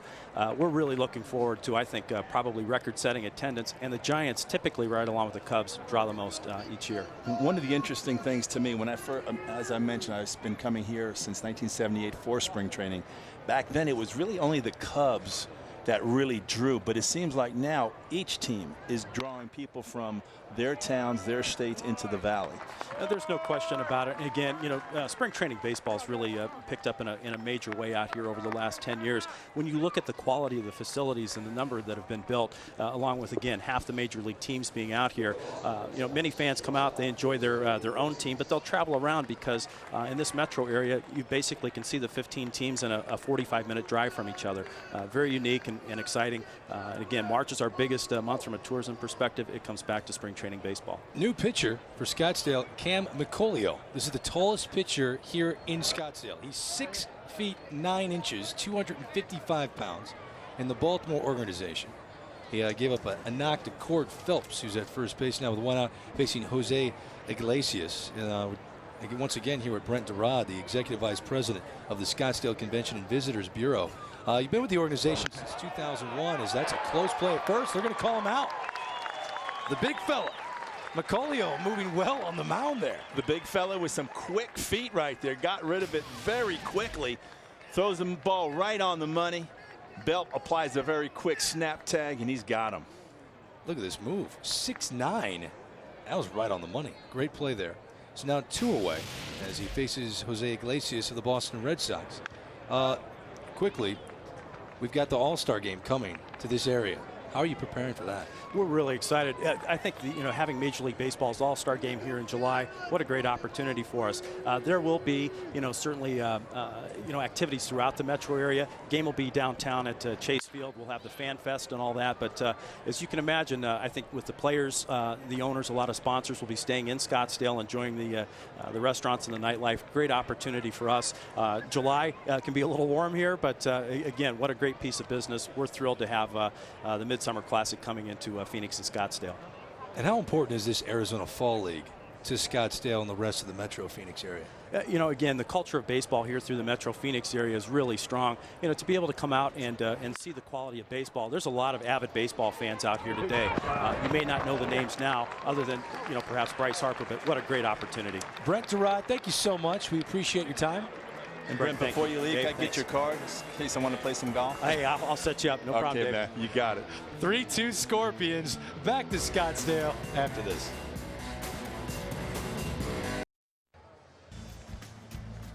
Friday, Bob Euchert stops by Studio 42 and tells Bob Costas all about his infamous days as a player, his career as Brewers announcer, and making it to Cooperstown. Get your seat in the front row for Bob Euchert on a brand new Studio 42 at Bob Costas Friday at 8 on MLB Network, presented by Travelers. And we're back live inside Scottsdale Stadium. New pitcher from the Boston Red Sox organization, Jason Rice. See his numbers for Peoria. Rice got a good above-average fastball, big curveball, working on a changeup. Giving up 17 hits, 13 strikeouts, with a whip of 1.71. He'll face Brandon Belt, hit by a pitch his last time at the plate. And we can't really overlook this guy. And a lot of talk about Bryce Harper and Dustin Ackley, but there's a chance, right, that he could be, if Aubrey Huff doesn't re-sign possibly, he's a free agent for the San Francisco Giants, we could be looking at the defending world champion starting first baseman. Without question. I mean, this is a guy who started the year in A-ball. Hit his way out of there, hit his way out of Double-A. He does not have a ton of Triple-A experience, but, big spring, he could get there. And really what may be the most impressive thing as we see him take 3 straight pitches out of the strike zone, along with his plate discipline, they completely remade his swing. He is a different guy than he was coming out of University of Texas, and he made the adjustments almost immediately, and you don't normally see that. And I think that bodes well for his ability to make adjustments over the course of a major league career if he can take to those kinds of changes that quickly. And those adjustments where he had a very crouched, very closed stance, and they got him to open up a little bit, get a little bit more upright so he could handle the hard stuff on the inside part of the plate. Randy Knorr, manager of Scottsdale, feels like he's probably the best hitter in this league from his opinion. Guy with good power to all fields. As you mentioned, great plate discipline. and hit over 350 in the minor leagues. Led all of the minor leagues in hitting. And Randy Norwood, 11 seasons as a player in the big leagues. As he's talking about his first baseman, Brandon Belt, at first base after a walk to lead things off here in the bottom of the 5th. Your scouting report looks like this, Jonathan. Yeah, and in case people are wondering where these come from, I spend a lot of time on the phone talking to scouts who have seen these guys on multiple occasions, and they're not necessarily reports from here in the Fall League, although some are, but these guys are seen all year round by professional scouts, so they're ready if a trade comes up. They need to know what this guy is about, and above average, some people may even call him a plus hitter at this point with what he's done in the Fall League. The power at the major league level we'll have to see. He runs well for a big man also, so there is a lot to like about Brandon Belt. Speaking of a big man, what a play from Mike McDade, the first baseman, to stretch, land on the dirt and make the catch. Ackley gets the job done at second base. Ackley's showing some good range right here out on the outfield grass. Has to try to turn his body, makes that throw on the foul line, which brings McDade over there and in the harm's way. You see that right foot running right across the back and over the top of the head of McDade. Lucky nobody got hurt on that one. So McDade able to corral the baseball for the first out here in the bottom of the 5th. Jason Rice on the mound for Peoria. Walked the leadoff hitter, which was Brandon Belt. He stands at second base. And here is Mark Krause, one of the best players to ever attend Ohio University. Really good fall. 4 home runs, 23 RBIs. He reached on an error in the second inning of this ball game. He's got a good hitter's count now, especially against a guy like Rice, who's pretty much a 2-pitch pitcher. You've got to think he's going to be looking for a fastball right here. 3-2 the score. Scottsdale on top, and swinging through it is Krause, 96 miles an hour. Well, it is a good fastball. Doesn't mean he's going to hit it even though he knows it's coming. It's all about location. 96 with a little tail there towards the outside of the plate. Krause with good power to all fields. The 2-1 upstairs. Kind of liken his swing and power to like a wrecking ball. Kind of looks like he's got a real slow movement, but boy, when he makes contact, the ball just jumps off his bat. Part of the Arizona Diamondbacks organization, ahead in the count. Here's the 3-1, and he walks. So Rice with 2 walks out of the first 3 batters he faces in the bottom of the 5th. And Scottsdale looking to add on to a 1-run lead.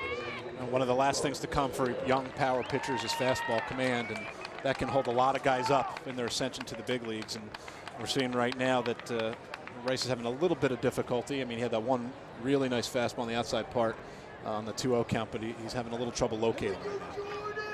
In steps Jordan Pacheco. He hit .323 in the minor leagues. Drove in 89. And talk about patient. This guy walked 60 times in 2010. And this was a young man that was just added to the 40-man roster of the Colorado Rockies. Again, another guy converted. Former infielder, shortstop, third base, second base. He can play a little left field. But now he's getting comfortable behind the plate. Ground ball up the middle. Iglesias on the bag, and what a play. Jose Iglesias ends the 5th inning with Bryce Harper on deck. Scottsdale unable to add on. The score remains 3-2. We head to the top of the 6th. That is Jose Iglesias. He makes it look easy, doesn't he?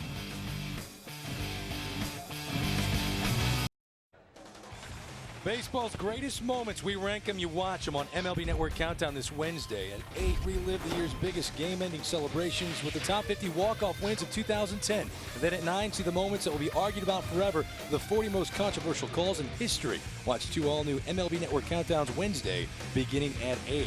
What a way to end the 5th inning. You saw it. In case you missed it, Jose Iglesias, the shortstop, for Peoria, a terrific double play here. He looks smooth defensively. He's ready to play shortstop at the big league level defensively. It's just the bat.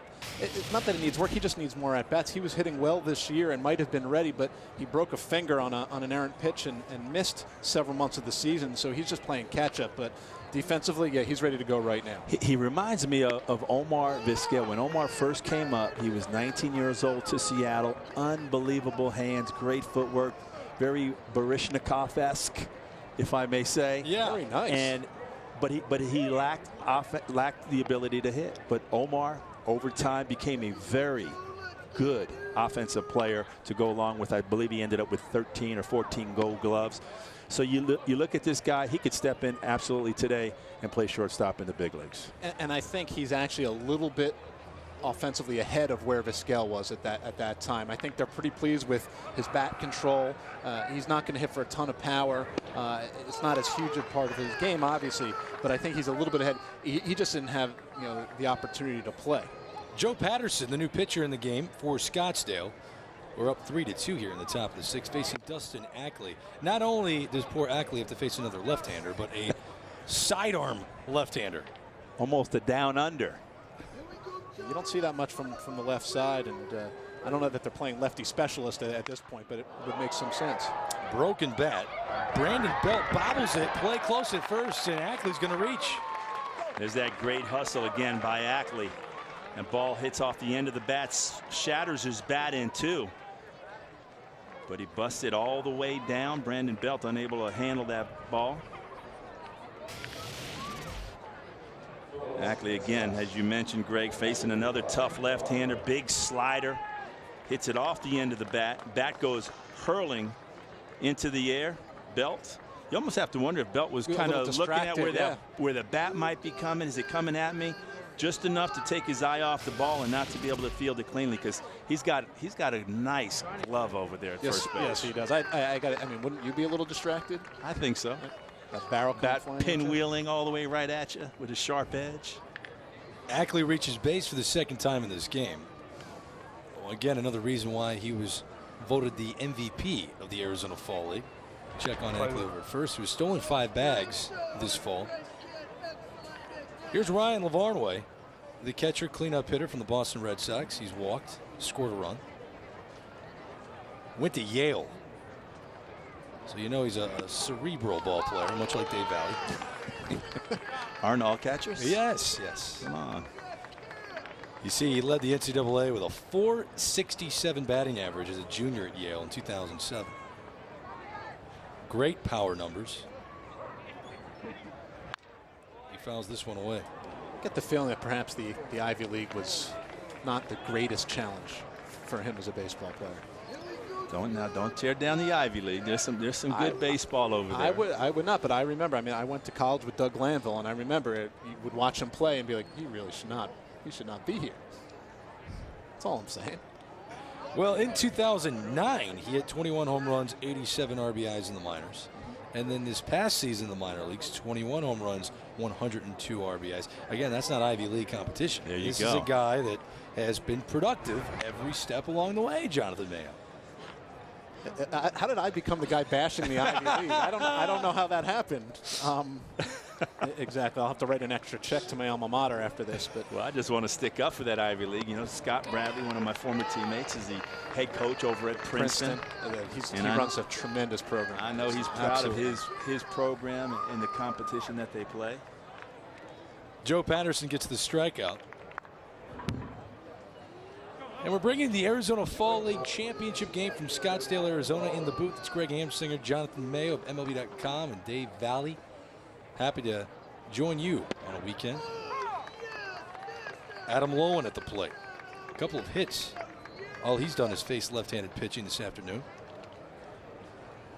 And this is a great challenge for him. As we talked, he hasn't had a lot of at-bats in his minor league career as a hitter because he converted from the pitching side. He crossed over the line, Greg. Yeah. Well, to the dark side. Every time I hear this story, I think of Rick Ankiel. It's such a unique thing to be able to do, a testament to his athletic ability. I mean, you hear about it more the other way, where guys get put on the mound when they show they can't hit and they have arm strength. And you saw some success in a guy like Kenley Jansen, who's a catcher, make it up to the big leagues with the Dodgers. But the other way around Troy is Percival, hard, who's right? actually out there in the right field wall. And the interesting thing is, he came to the Fall League. That's when all that started. Yeah, Troy Percival, one of the jersey, the numbers that have been retired here in Scottsdale. Number 34. Former catcher. Yeah. That switch worked out okay for him. Yes, it did. But going the other way, it's difficult. That's why you don't see too many guys who manage to make that switch other than a guy like Rick Ankiel. Well, what's interesting is that it's not like he had no more success or got injured in the minor leagues. The young man you're looking at, Adam Lowen, that guy, made his debut in the big leagues May 23rd, 2006 with Baltimore as a pitcher. I mean, he was pitching in the big leagues. And now here he is in the Arizona Fall League as the right fielder for the Peoria Javelinas, trying to reshape his career. He's got a couple of knocks, and he looks good at the plate. In the Toronto Blue Jays organization now, a franchise that seems to be on the right track, offensively at least. Big numbers this past season. Did he go around? Check out the plate? No, he did not. He'll reach with a walk. And on base once again, Adam Lowen. That was a terrific at-bat. I mean, he was down 0-2 in a hurry and looked like he just wouldn't be able to pull the trigger, and then started to get his timing down a little bit. And, you know, for a guy who's not done a lot of hitting to have to face a guy like this, he did a very nice job, and according to the third base umpire, was able to hold up there. So here's Mike McDade, the first baseman, switch hitter. Plenty of power from him as well.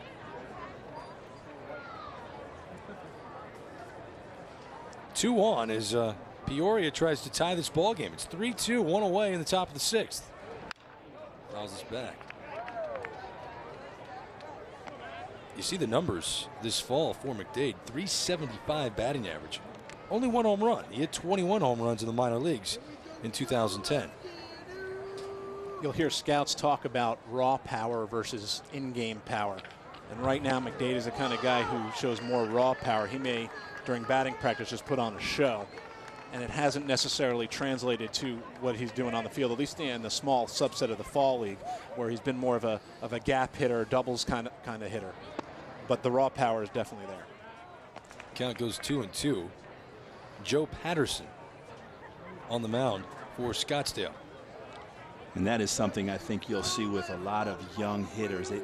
They have that natural ability to drive the ball out of the ballpark, but some guys just take a little bit longer to find that rhythm up at the plate during the ball game where they're going to be able to start driving it out of the yard. McDade swings through an off-speed pitch from Patterson for the second out here in the 6th. And some of that has to do with pitch recognition, right? To be able to see an off-speed pitch that's up in the zone and wait on it, so then you can actually tap into that power instead of being, you know, out front a little bit and a little bit ahead of the pitch. So Patterson gets to face another left-hander, and Jason Kipnis. He gets ahead in the count. First pitch, a strike. Kipnis this afternoon 0 for 2 with a flyout. I don't think Jason liked the call on that first pitch, judging by the look on his face right there. He's had to share second base. Not really share it. Sit back and watch Dustin Ackley play it this fall for Peoria. And that is his position, true? Yeah, that will be his position. He's been able to DH some, and he understands that Ackley is one of the priority players on this Peoria team, so he's going to get the bulk of the starts at second base at least. 3 pitches, 3 strikes, and Joe Patterson mows down the lefties. 3-2 the score. The Scorpions still with the 1-run lead. Hey, baseball fans, head over to MLB.com/auction to bid on some amazing game-used items from the rising stars like players Bryce Harper, Dustin Ackley, and others. It's happening right now at MLB.com/auction. We have a new pitcher, Alan Farina.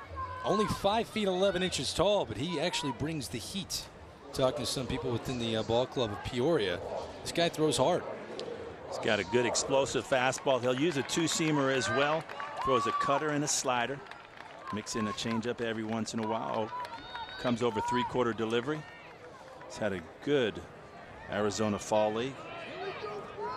Alan Farina in the fall has 1 save and an ERA of just 0.87. And he's facing Bryce Harper, the #1 pick. Harper swings through the first. Earlier before the game, had a chance to ask Bryce Harper when he expects to actually play at the big league level. This is what he said. You know, I have no idea. You know, I'm just going to work hard, and, you know, I'm going to play as hard as I can every day like I do. And, you know, I'm going to go out and I'm playing, you know, if I'm in Hagerstown or I'm in Potomac or, you know, Harrisburg, anywhere I go, you know, I'm just going to play my butt off and, you know, see what I can do and to win. You know, if we can win a minor league championship down in the lower levels, you know, then that'd be great. But to get a World Series ring up top, you know, that'd be great. And, you know, I'm just going to try to have some fun and come out here and just play and, you know, work hard, and we'll let the higher power you know, make that decision. This one is hammered down the line. I don't know, guys. What do you think? When do you think Bryce Harper will be playing right field for the Nats? Well, first, the higher power he's referring to, I think, is General Manager Mike Rizzo. I don't think he was making some sort of religious plug right there. But, you know, I think that he could move quickly. Dave, you mentioned, you know, Griffey Jr. and how quickly he moved up. You know, if I had to guess right now, I would say the end of 2012. But one of the reasons they moved him to the outfield is because they felt that bat could get there a lot more quickly than if he had to work on his catching stuff day in and day out. So I think, you know, by the end of that, that 2012 season is a pretty good timetable, and he could hit his way up there sooner than that, really. Just watching Bryce Harper's approach up at the plate reminds me of the great hitter Frank Howard. Frank was a hitting instructor for many years, and one of his favorite lines was that the bat is not dangerous unless it's moving.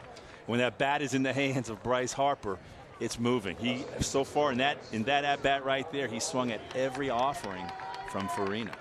And he goes down swinging. And this kid loves to swing the bat. Right here you see an off-speed pitch. And I think those are going to be the tough adjustments for a young hitter. Can he hit a fastball? No question. He can turn anything around. But it's going to be the recognition of the off-speed pitches, the curveball, the changeup. That's going to take some time for him to develop. And he told me, he said there have been times he goes up there, sometimes he looks stupid, and sometimes he looks really good, and just hopes that he looks good better than he looks stupid.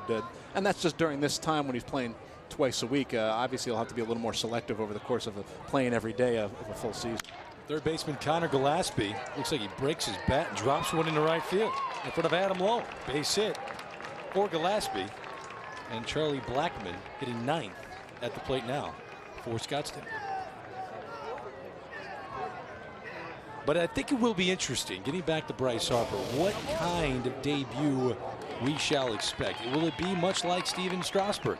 Is that the kind of hoopla we will see as you get another look at the base knock of Connor Gillespie? I was at that game too in Altoona, and they were overrun. They did a very nice job. It was Double-A, and you know, my guess is Harper's probably going to start in Hagerstown. If I had to guess, that's the Class A ball South Atlantic League, and I don't know that they've ever seen anything like him in the South Atlantic League, at least not any time recently. So, yeah, and it's the kind of thing, not only that opening day, but each time he goes to a new ballpark for the first time, they're going to set attendance records in that ballpark. People are going to want to come out and see him. We have a huge crowd here today. I don't think it's coincidental, you know, that he's in the lineup. You know, we've used the name Ken Griffey Jr. and when Junior burst on the scene back in 1987, #1 pick, he was, you know, got to the big leagues on the cover of Sports Illustrated, although not when he was in high school. But I think that same type of fervor is going to follow Bryce Harper. Junior started in A-ball. He had one full season in the California State League, came to spring training the next year. I think he hit 500, and they could not send him down. He became a fixture in the big leagues in 1989. What this young man did in junior college, ridiculous numbers. You saw it during his at-bat. And these fans here, they came to get a glimpse of that young man, Bryce Harper. 31 home runs, 98 RBIs in 66 junior college games at the age of 17. In a wood bat league, wood bat conference. It wasn't until the playoffs that he got to hit with metal. So, you know, unlike most college conferences, he was doing that with wood in his hands. I mean, those are Nintendo numbers. He is a super talent. He did all that with the College of Southern Nevada. He's 1 for 3 this afternoon with an RBI. Runner going, and Blackmon fouls it away.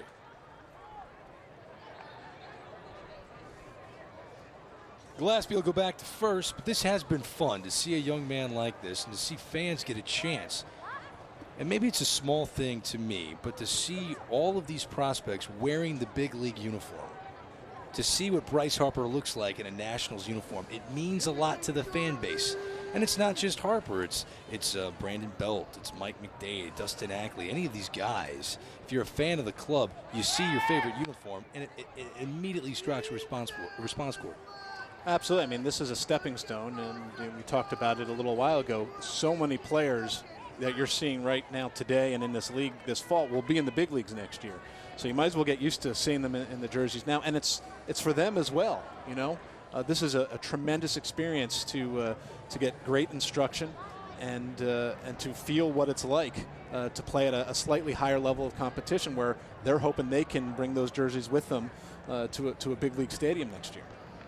The 3-2 pitch in the dirt, another walk. So Alan Farina in a jam here in the bottom of the 6th. 2 on, 1 away is Charlie Blackmon. Great at bat is at first base. And you guys are talking about the uniform. I can tell you that it does mean something to these young guys to be wearing the big league uniform. It's something, you know, we heard Tommy Lasorda talking about the dream. You're dreaming as a young player to get to the big leagues, and to be able to put it on here and represent your team, represent your organization. It's a privilege for these guys. And, you know, to every man that I spoke to today, they were all thrilled about being here, having an opportunity to play and to continue to develop, to get ready for next year, for next spring. A good look at some of the faces of this Arizona Fall League Championship game. From Scottsdale, Arizona, Steve Lombardozzi at the plate. The Washington Nationals, a shortstop. Last time at the plate, almost had a home run off the wall in right field. And it gave Scottsdale a 3-2 lead. Can he add on here in the bottom of the 6th? That's in there for a strike. Count goes to 1-1. Alan Farina on the mound. Some of the history behind this Arizona Fall League. Dusty Baker, Nomar Garcia Parra, Sean Green, Albert Pujols, Terry Francona, Troy Purcell. There's some great names. Numbers retired here at Scottsdale Stadium. Pujols was here that fall before he made the team for the first time, and no one really had any idea who he was yet. He came here, had a good fall league, and then obviously tore it up in spring training and surprised everybody by making that Cardinals team, and been there ever since. Lombardozzi ahead in the count, 2-1. On the inside corner again. Farina's really painting that inside pitch. Going right in there with the 2-seam fastball. A lot of Washington Nationals talent and San Francisco Giants talent in this game. And Jonathan, I'm just wondering if that's a reflection of where these two minor league organizations stand. It's just a ground ball to second. Great play from Dustin Ackley for the out. Who said Dustin Ackley can't play second base? Wasn't me. Wasn't me. As you mentioned, he's got great speed, good reactions. It's nice to see him going strong to his left and making that dive and play, getting to his feet quickly, and throwing an accurate throw over to first base. To get to your question, Greg, I mean, it does bode well. You know, the Giants obviously made such a splash during the World Series about their homegrown pitching staff. And for the longest time, there really was a focus on pitching in the organization, but there was a lack of position players. They've obviously had some from minor contributors, more minor contributors like Travis Ishikawa and Pablo Sandoval. Obviously, Buster Posey stands out. The bats are now starting to come, and you're seeing that here. Some very good drafting by Dick Tidrow and the scouting staff for the Giants, where they have found not just the first-round talent, but guys like a Brandon Belt in the 5th round, who's turning out to be maybe one of the steals of that draft.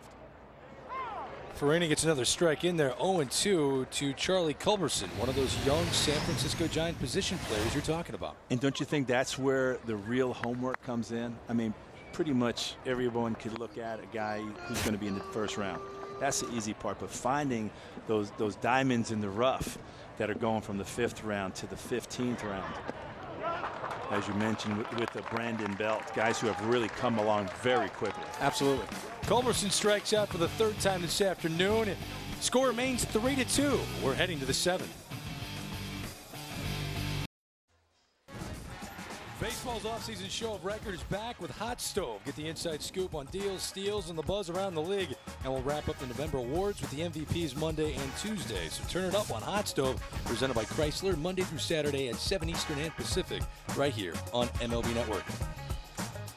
Plenty of new players and new faces to introduce you to as the Scottsdale Scorpions are making wholesale changes all over the field, something we were expecting. Thomas Field takes over at shortstop. Steve Lombardozzi's day is done. Greg Nicklat is the new second baseman in place of Charlie Culberson. Xavier Avery, not the big leaguer. Xavier Avery is in center field for Charlie Blackmon, and the new catcher behind the plate, Caleb Joseph. Top of the 7th of the Arizona Fall League Championship game. Scottsdale up 3-2. As Eric Thames takes a strike. As you look at Thames, plenty of power in the minor leagues, hitting 8th this afternoon. That one's low and away. Joe Patterson had a pretty good 6th inning. His ball really does move. And again, he's slinging it. It almost looks as if he's throwing it from the second base position over there. For that left-handed batter really having to open up to be able to see the release point. Thames trying to get something started for Peoria. Down a run, and he walks. So Eric Thames reaches base. 3 stolen bases in this Arizona Fall League. Has not been caught stealing. We'll see if he is moving at all. Brandon Barnes. As we're looking at another possible change coming. Joe Patterson's day is done. Pitching change. They're going to go to the bullpen here. Scottsdale bringing in a new arm to face Brandon Barnes, hitting 9th in the order for Peoria. So Patterson a good 6, but he walks the leadoff hitter in Thames. We'll tell you who that is when we come back to Scottsdale. Some history of the Arizona Fall League. A look at the champions. The Peoria Javelinas won it last year, looking for 2 in a row. It ended a dynasty from the Phoenix Desert Dogs.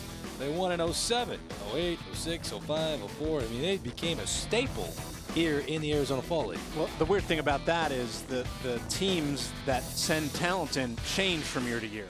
So with Phoenix, the Oakland A's are constant. If your spring training home is in that stadium, you're going to stay there. The other teams kept rotating, so it's not even like, oh, well, they keep getting the same farm systems talent. It was, I don't want to say completely coincidental, but one year had very little to do with the next because of the changing feeding pattern. A new pitcher in the game for Scottsdale. Sorry, Dave. It's Brian Shaw of the Arizona Diamondbacks organization. Seeing those records, it looked like there was a dynasty starting to take form here in the desert.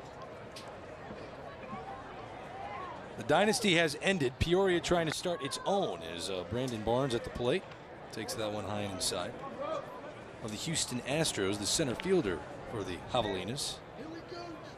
He has, we've talked a lot about raw power. He has some serious raw power. He's hit a couple balls this fall that have gone a long, long way. The main issue with him, like with some of these other players we've talked about, is that he has not always made consistent enough contact. Thames is at first after a leadoff walk. Peoria trying to tie things up in this Arizona Fall League Championship game, and trust me, it means something to these players. They want to win the title. Brian Shaw, the right-hander, delivers and misses away. Shaw went to Livermore High School in California, same high school as Randy Johnson. Look at Brandon Barnes. This is your scouting report, right, Jonathan? Yeah, I mean, it's a good raw power, but the production isn't really there, and the question is, will he hit enough? He's got a good arm, average range. He's playing center today. My guess, if he's going to make it up, it's going to be in a corner outfield spot. I don't know that he has the speed to be able to stay in center once he gets to the upper levels. But if he can't hit enough, he's not going to be an everyday kind of guy to begin with. And this surrounding a guy that in 2010 hit 270 with 28 home runs and 81 RBIs. He gets under this, sent it to left. And there is Kraus to eventually put it away for the first out here in the top of the 7th. Folks at home see those numbers that I'm spitting out there, Jonathan. 28 home runs, 81 RBIs. How in the world can we sit here and say, he's never going to be an everyday player? Well, it's the minor leagues. There have been plenty of guys who put up monster numbers in every step of the minors. You have to take into account park effect and the league they're in and things of that nature. But, a lot of guys can put up numbers in the minors, and as they move up, that's why they get sent here to see whether or not they can handle that level of competition, and why this has proved to be a great springboard for a lot of guys who figure things out while they're here and use what they learn here going into next year and the years beyond. Cord Phelps at the plate, third baseman. Hard hit. Too hot to handle for Thomas Field just in the game. And we'll see if they rule that an error. Cord Phelps with that real short stroke that generates quite a bit of power. Very quick bat. But boy, he just stings this pitch from Shaw. It's a fastball right down the middle part of the plate. This ball just kind of bounces up and eats up the new shortstop Field. Not a whole lot you can do right there. Welcome to the game. Here's a bullet right at you. It's funny how that little white ball will find you out there. So Phelps reaches base again, 2 on, 1 out. The opposing shortstop, Jose Iglesias, at the plate now. Had a sparkling defensive play, turning a double play earlier this afternoon, facing Brian Shaw, low and away. You're going to look for him. He likes the middle of the field. He's going to go the other way a lot. So it'll be interesting to see how Shaw pitches him. If he stays away, he's just going to go with the pitch and try not to do too much with it. It's the one thing that he's managed to do offensively is he knows who he is as a hitter. Eric Thames at second base. Good speed, could score on a hit. This is right back to the pitcher. 1-6-3, and Brian Shaw gets out of the top of the 7th. So Scottsdale is still up 3-2. Time to stretch in Scottsdale.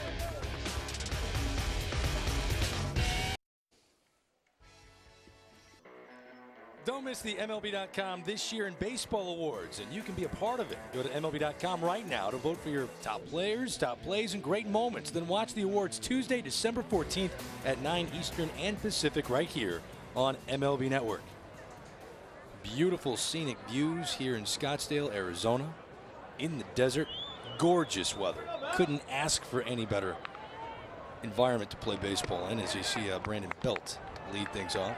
New pitcher in the game for Peoria, Josh Fields, another right-hander from the Seattle Mariners organization. Josh Fields, a former #1 pick by the Seattle Mariners. Good fastball, slider, and a change. One of the things that he has struggled with is his command of that fastball. He was a closer during his collegiate career. Mariners picked him because they felt that he could move along very quickly, but that lack of command has slowed some things down. Pop up to left, and there is Eric Thames to put it away for the first down. Let's get a scouting report on Josh Fields. Yeah, well, Dave did a pretty good job there. He's not the biggest guy in the world, but you know, when the Mariners, when you take a guy, a college closer in the first round, you're doing it because you're hoping that within a year he's going to be in the big leagues, helping out the bullpen, and it hasn't really worked out that way, and it's all been because of that below-average command. You know, the fastball, he can get it up there. It moves. He just doesn't always throw it for strikes, and the slider is right there. You mentioned the changeup. You know, as a short reliever, he's probably not even going to need that third pitch, and I don't even know if he's worked on it at all. He did start a little bit in college as they were trying to get him out of a funk. His junior year, he was kind of a top prospect, and what ended up happening is he just had a terrible year, and they removed him from the closer's role. They tried to stretch him out and start him, and he still got drafted that year fairly high, but didn't sign and went back for his senior year and had a better year to move back up into the first round. But it has not gone really according to plan, I think, in terms of what the Mariners were hoping for. Caleb Joseph digs in. His first at bat of the afternoon. He took over behind the plate for Derek Norris. You see his numbers here at the Arizona Fall League hit over 400. According to Baseball America, Joseph, the O's #10 overall prospect. Bright future in store for this young man. It's got to be fun to be a catcher in the Orioles organization right now. Oh, you're right. Not good timing. Not so much. Matt Wieters, we assume, will anchor that position for years to come. Battling Fields here in the bottom of the 7th. Scottsdale up a run, looking for more. The 3-2 pitch to Joseph. The Orioles farm system does not have a great reputation right now in terms of upper level talent, but you have to keep in mind that they've all gotten to the big leagues within this last year. I mean, their core up in the big leagues is pretty young, and I think that they can wait the next level of really good talent is probably below some of the group that's here today down in A-ball. So they can be patient when you have Chris Tillman and Brian Mattes and Matt Wieters up at the big league level already. Jonathan, you already gave us your 1 through 5 in terms of prospects here in the Arizona Fall League. Give us your list 6 through 10. Well, you have Eric Hosmer, the Royals first baseman, and if you're looking pure prospect status, he probably goes ahead of Brandon Belt just because of his upside. But Belt's performance here in the Fall League gave him that extra notch. And Jeremy Jeffress, Dave, I know you saw him in the Rising Stars game. Anytime a guy pops a 101 on the radar gun, you're going to notice. Very impressive. And some other guys here. It's a good mix. Ben Revere, I think, is ready for the big leagues. We've talked about Iglesias. And Casey Kelly is in that Red Sox organization also. This is a guy who was a shortstop and a pitcher, did both for a year. And this was his first full year of pitching only. He did not perform particularly well this year, stats-wise, or here in the Fall League, but his stuff still grades out as well above average, and they're very excited for a very young right-handed arm who's still learning the nuances of pitching. Josh Fields poured in a 96-mile-an-hour fastball to Mark Krause. 1 for 2 with a run this afternoon. In the hole, 1 and 2 here. Off-speed pitch, and he got him. Impressive frame from Josh Fields. And we're through 7 here at Scottsdale Stadium. Your Arizona Fall League Championship game, it's 3-2 Scorpions. This copyrighted telecast is presented by authority of the Office of the Commissioner of Baseball and may not be reproduced or retransmitted in any form, and the accounts and descriptions of this game may not be disseminated without express written consent. MLB Network bringing you the Arizona Fall League Championship game. The Scottsdale Scorpions here in the top of the 8th lead 3-2. The Peoria Javelinas are your defending Arizona Fall League champions. Down a run, great crowd on hand, well over 3,000 to watch names like Bryce Harper, Dustin Ackley perform for this title contest. Greg Amsinger alongside Jonathan May of MLB.com and Dave Valley here in the broadcast booth, enjoying the afternoon with you.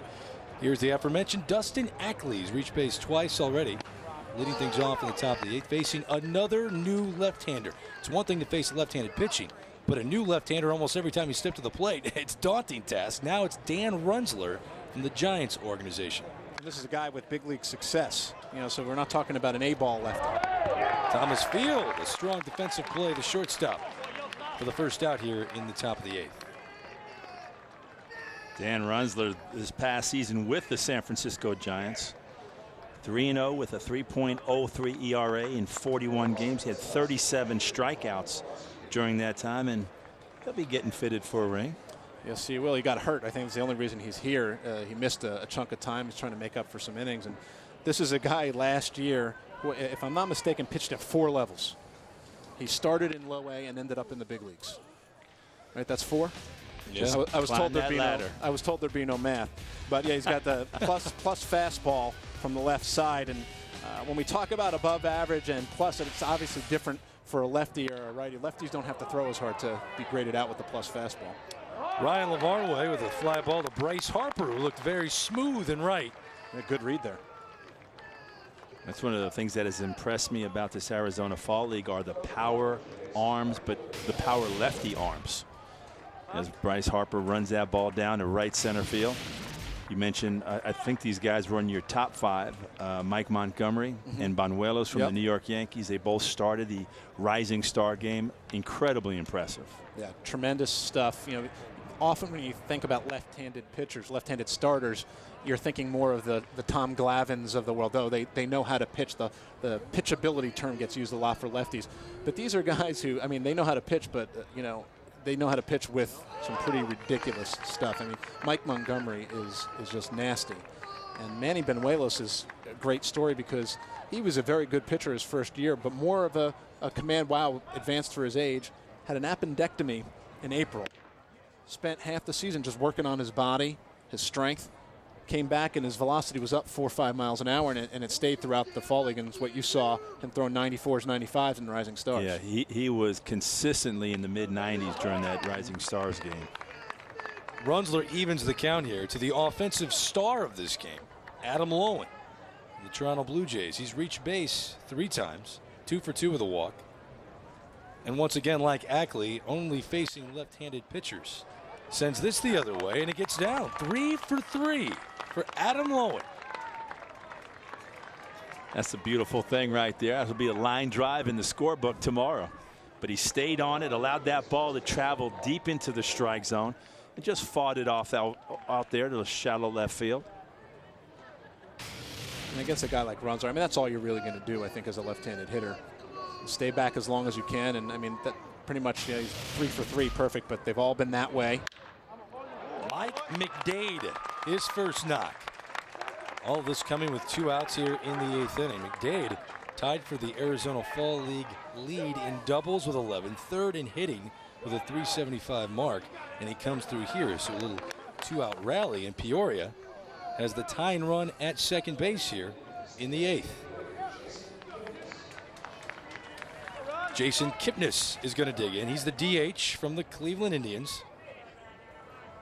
Former college baseball player at Arizona State. Facing Dan Runzler. First pitch is a strike. Can Kipnis come through and tie this ball game?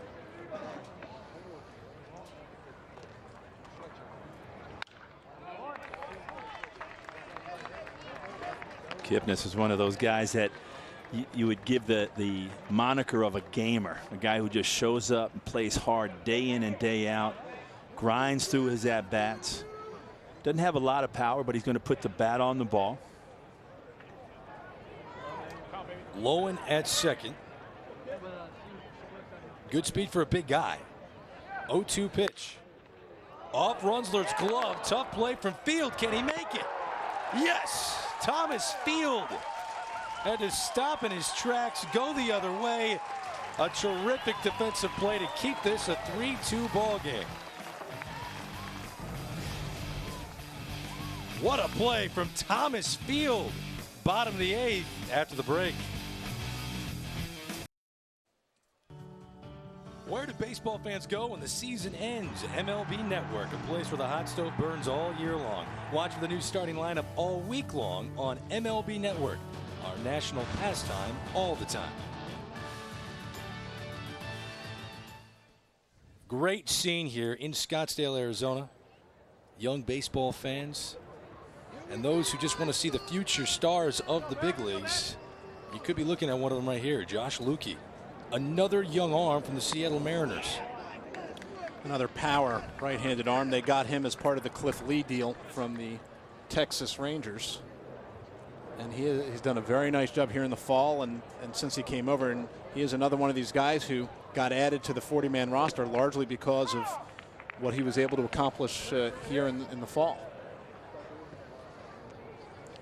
A new position player at the plate, Burgess, who hasn't played a lot of right field.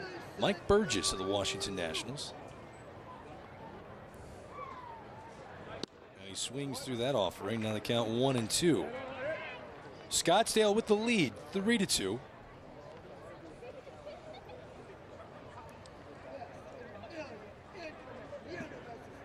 Bryce Harper due up after Burgess does something here. Lukey on the hill. Took a little off. Now, Jonathan, as you look at Mike Burgess, where is he kind of on the depth chart with the Washington Nationals? You know, we've been talking about Bryce Harper quite a bit.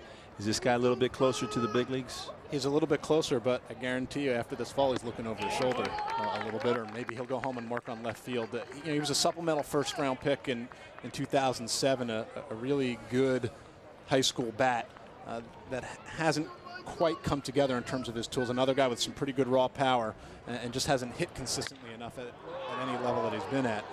And it, you know, he's going to have to watch what's going on here. And who knows, maybe it'll motivate him. They say competition brings out the best in people, and he knows that if he wants to play right field for the Nationals, he better step it up a little bit. Otherwise, he's going to have to become a fourth outfielder or move to left or start auditioning for other organizations. He's pinch hitting for the DH Jordan Pacheco for Scottsdale. That one wild gets away, and that's going to be a walk. So Burgess gets to first. It brings up Bryce Harper. Let's recap his afternoon. In the second inning, Harper, first pitch he saw of the game, sent it the other way, an RBI single. His second at bat, he popped out to right field. His last at bat resulted in a strikeout. Again, he just turned 18 years old. Many people believe he wears a cape and he is Superman. But again, he's still learning this game, and as he steps to the plate here in the bottom of the 8th, he fouls this pitch off the other way. Oh, he swung. What were the odds of that? Have you ever seen a guy who swings that hard every single time? Well, I think at some point he'll start to learn how to harness that type of swing right there, because it's going to help him make more solid contact. But I like his aggressiveness. I like the fact that he's going up there swinging. Well, you guys talk about when he's going to get to the show. He is actually very interested in talking about that subject. Listen to what he told me earlier this afternoon. The funny thing is, me and Strasburg can make the debut together. Him coming through and, him having Tommy John. If I get up there in 2012 and he gets up there in 2012, we could debut together. So, it might be even more of a circus. So, he already debuted, but, him to come back for Tommy John and, me being up there and us together, they kind of, put us, up there. So, it'll be a lot of fun. Dave, that's an interesting comment, that it would matter to him to debut when Strasburg returns from his injury. Well, I think as he's starting to project himself, now remember, this is a young man who has never really struggled at any level in his entire life.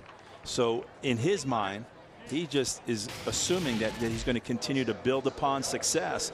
And here's his last pitch. It looks like another off-speed pitch from Lukey. This is the pitch that has given him the most trouble here today, is recognizing that straight change. But in Bryce Harper's mind, there's a level of confidence that has been built up over the years because of the success that he's had. And this is a kid who's always played way ahead of his age. I mean, from the get-go. He was playing in big showcases when he was a freshman in high school, and he'd be the best player there. He left it, before his junior year of high school, and he was playing junior college baseball as a high school junior. And now he's here at age 18, so none of that's going to faze him. And why shouldn't he be aggressive in terms of, in his mind, what's going to happen? It's not up to him in the end, but if he thinks, hey, opening day 2012, that's when it's going to be, more power to him. We'll see whether or not he can live up to his own timetable. People saw that graphic that he was the second youngest player to compete here in the Arizona Fall League. Fernando Martinez of the New York Mets, actually the youngest. This one, a drive to right field. Did Gillespie get all of it? It is a foul ball. Just misses a 2-run shot. Connor Gillespie has to go and do it again. That's that short, compact stroke that we were talking about earlier from Connor Gillespie. He's got 5 home runs. That ties him for the league lead down here in the Arizona Fall League. Gillespie with a very short, quick bat, fastball, and inside part of the plate. Gets the barrel of the bat to it very quickly. And I'm willing to bet that that's something that's come here more than it had previously, where he's turning on those pitches and trying to yank it down the line, where often it's a shorter porch. This ball is foul again. Gillespie dead pull right now. Facing Josh Lukey.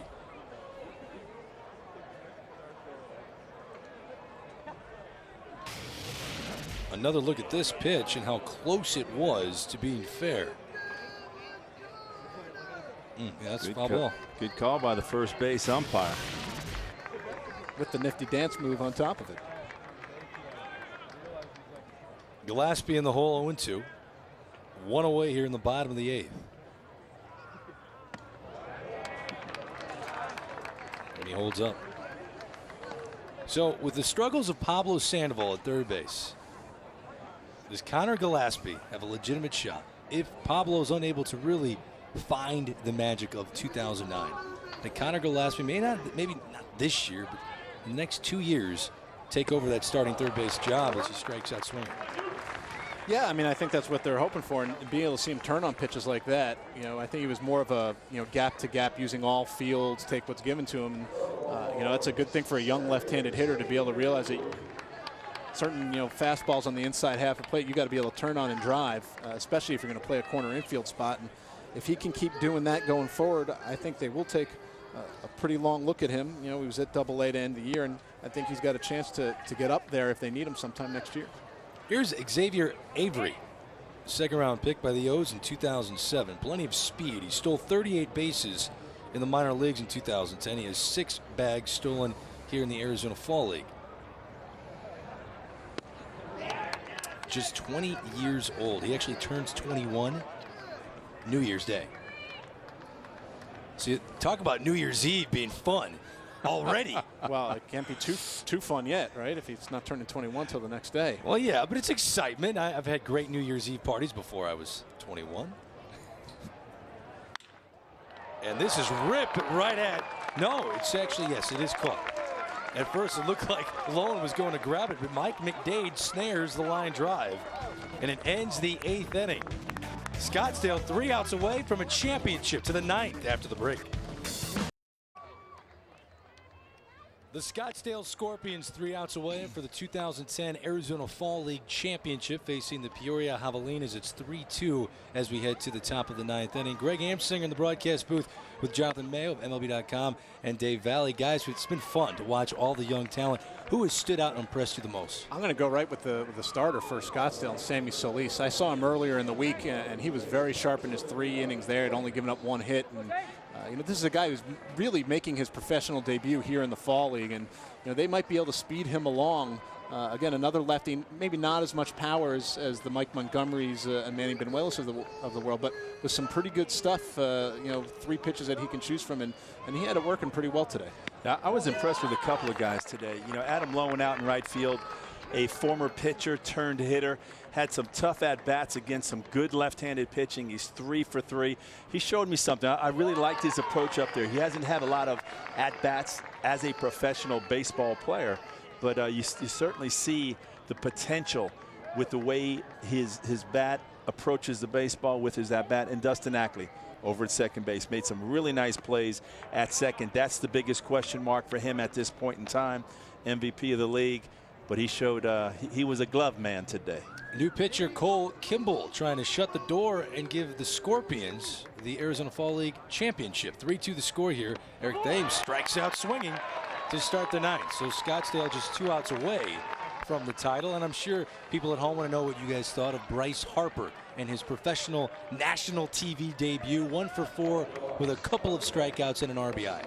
Yeah, I think he showed some of the things that people are excited about, especially that base hit in the first and his hustle. Pretty good reads in right field for a guy who's only been playing twice a week and hasn't played a ton of outfield out there. But obviously it was only a small glimpse. Didn't really get to show the plus power or even the throwing arm that he does like to show off from right field. Hey, it is an amazing story. It's an intriguing story to see a 18-year-old kid who should be or could be in his senior year in high school out here competing against guys who have played in AA and AAA, hitting .343 in the Arizona Fall League. As you mentioned, he's a 5-tool player. It's going to be exciting watching his development going forward, how he responds next year, starting spring training, his first full season as a professional baseball player. Nate Tenbrink, his first at-bat of the afternoon. He grounds out to Greg McClatt for the second out here in the top of the 9th. So the excitement will begin to mount as the home club, the Scorpions from Scottsdale, are 1 out away from winning the championship. Cord Phelps will try to tie this ball game with 1 swing of the bat. As you see the dugout there of the Scorpions. There's a lot of good talent in those dugouts that unfortunately we didn't have an opportunity to see. I just saw A.J. Pollock with the Arizona Diamondbacks, really high quality player. First round pick out of Notre Dame. Yeah, he shattered an ankle. He just started playing this season about a month ago, but has really swung the bat well down here in the Arizona Fall League. Cord Phelps, good ball game. 2 for 4, a couple of singles, and he takes his strikes. Now Scottsdale is 1 strike away.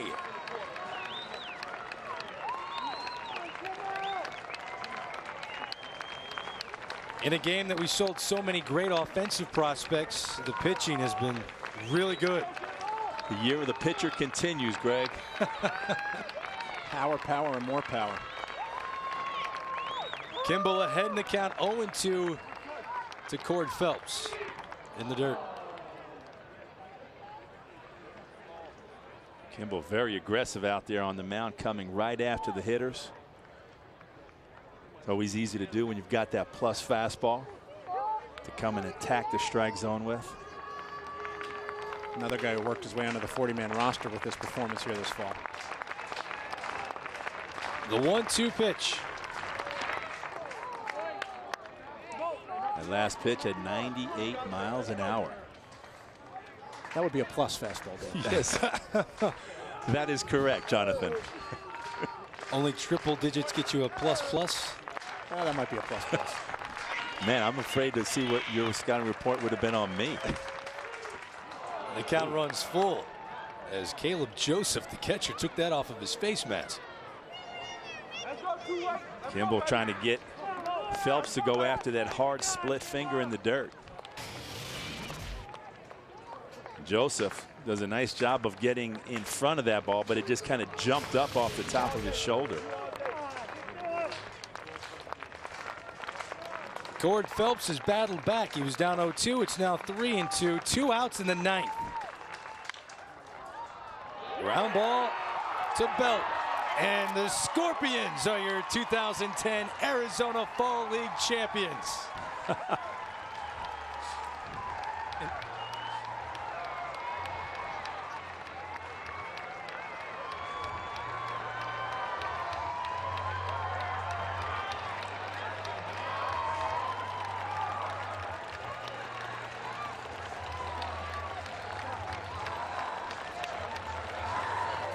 The Scottsdale Scorpions.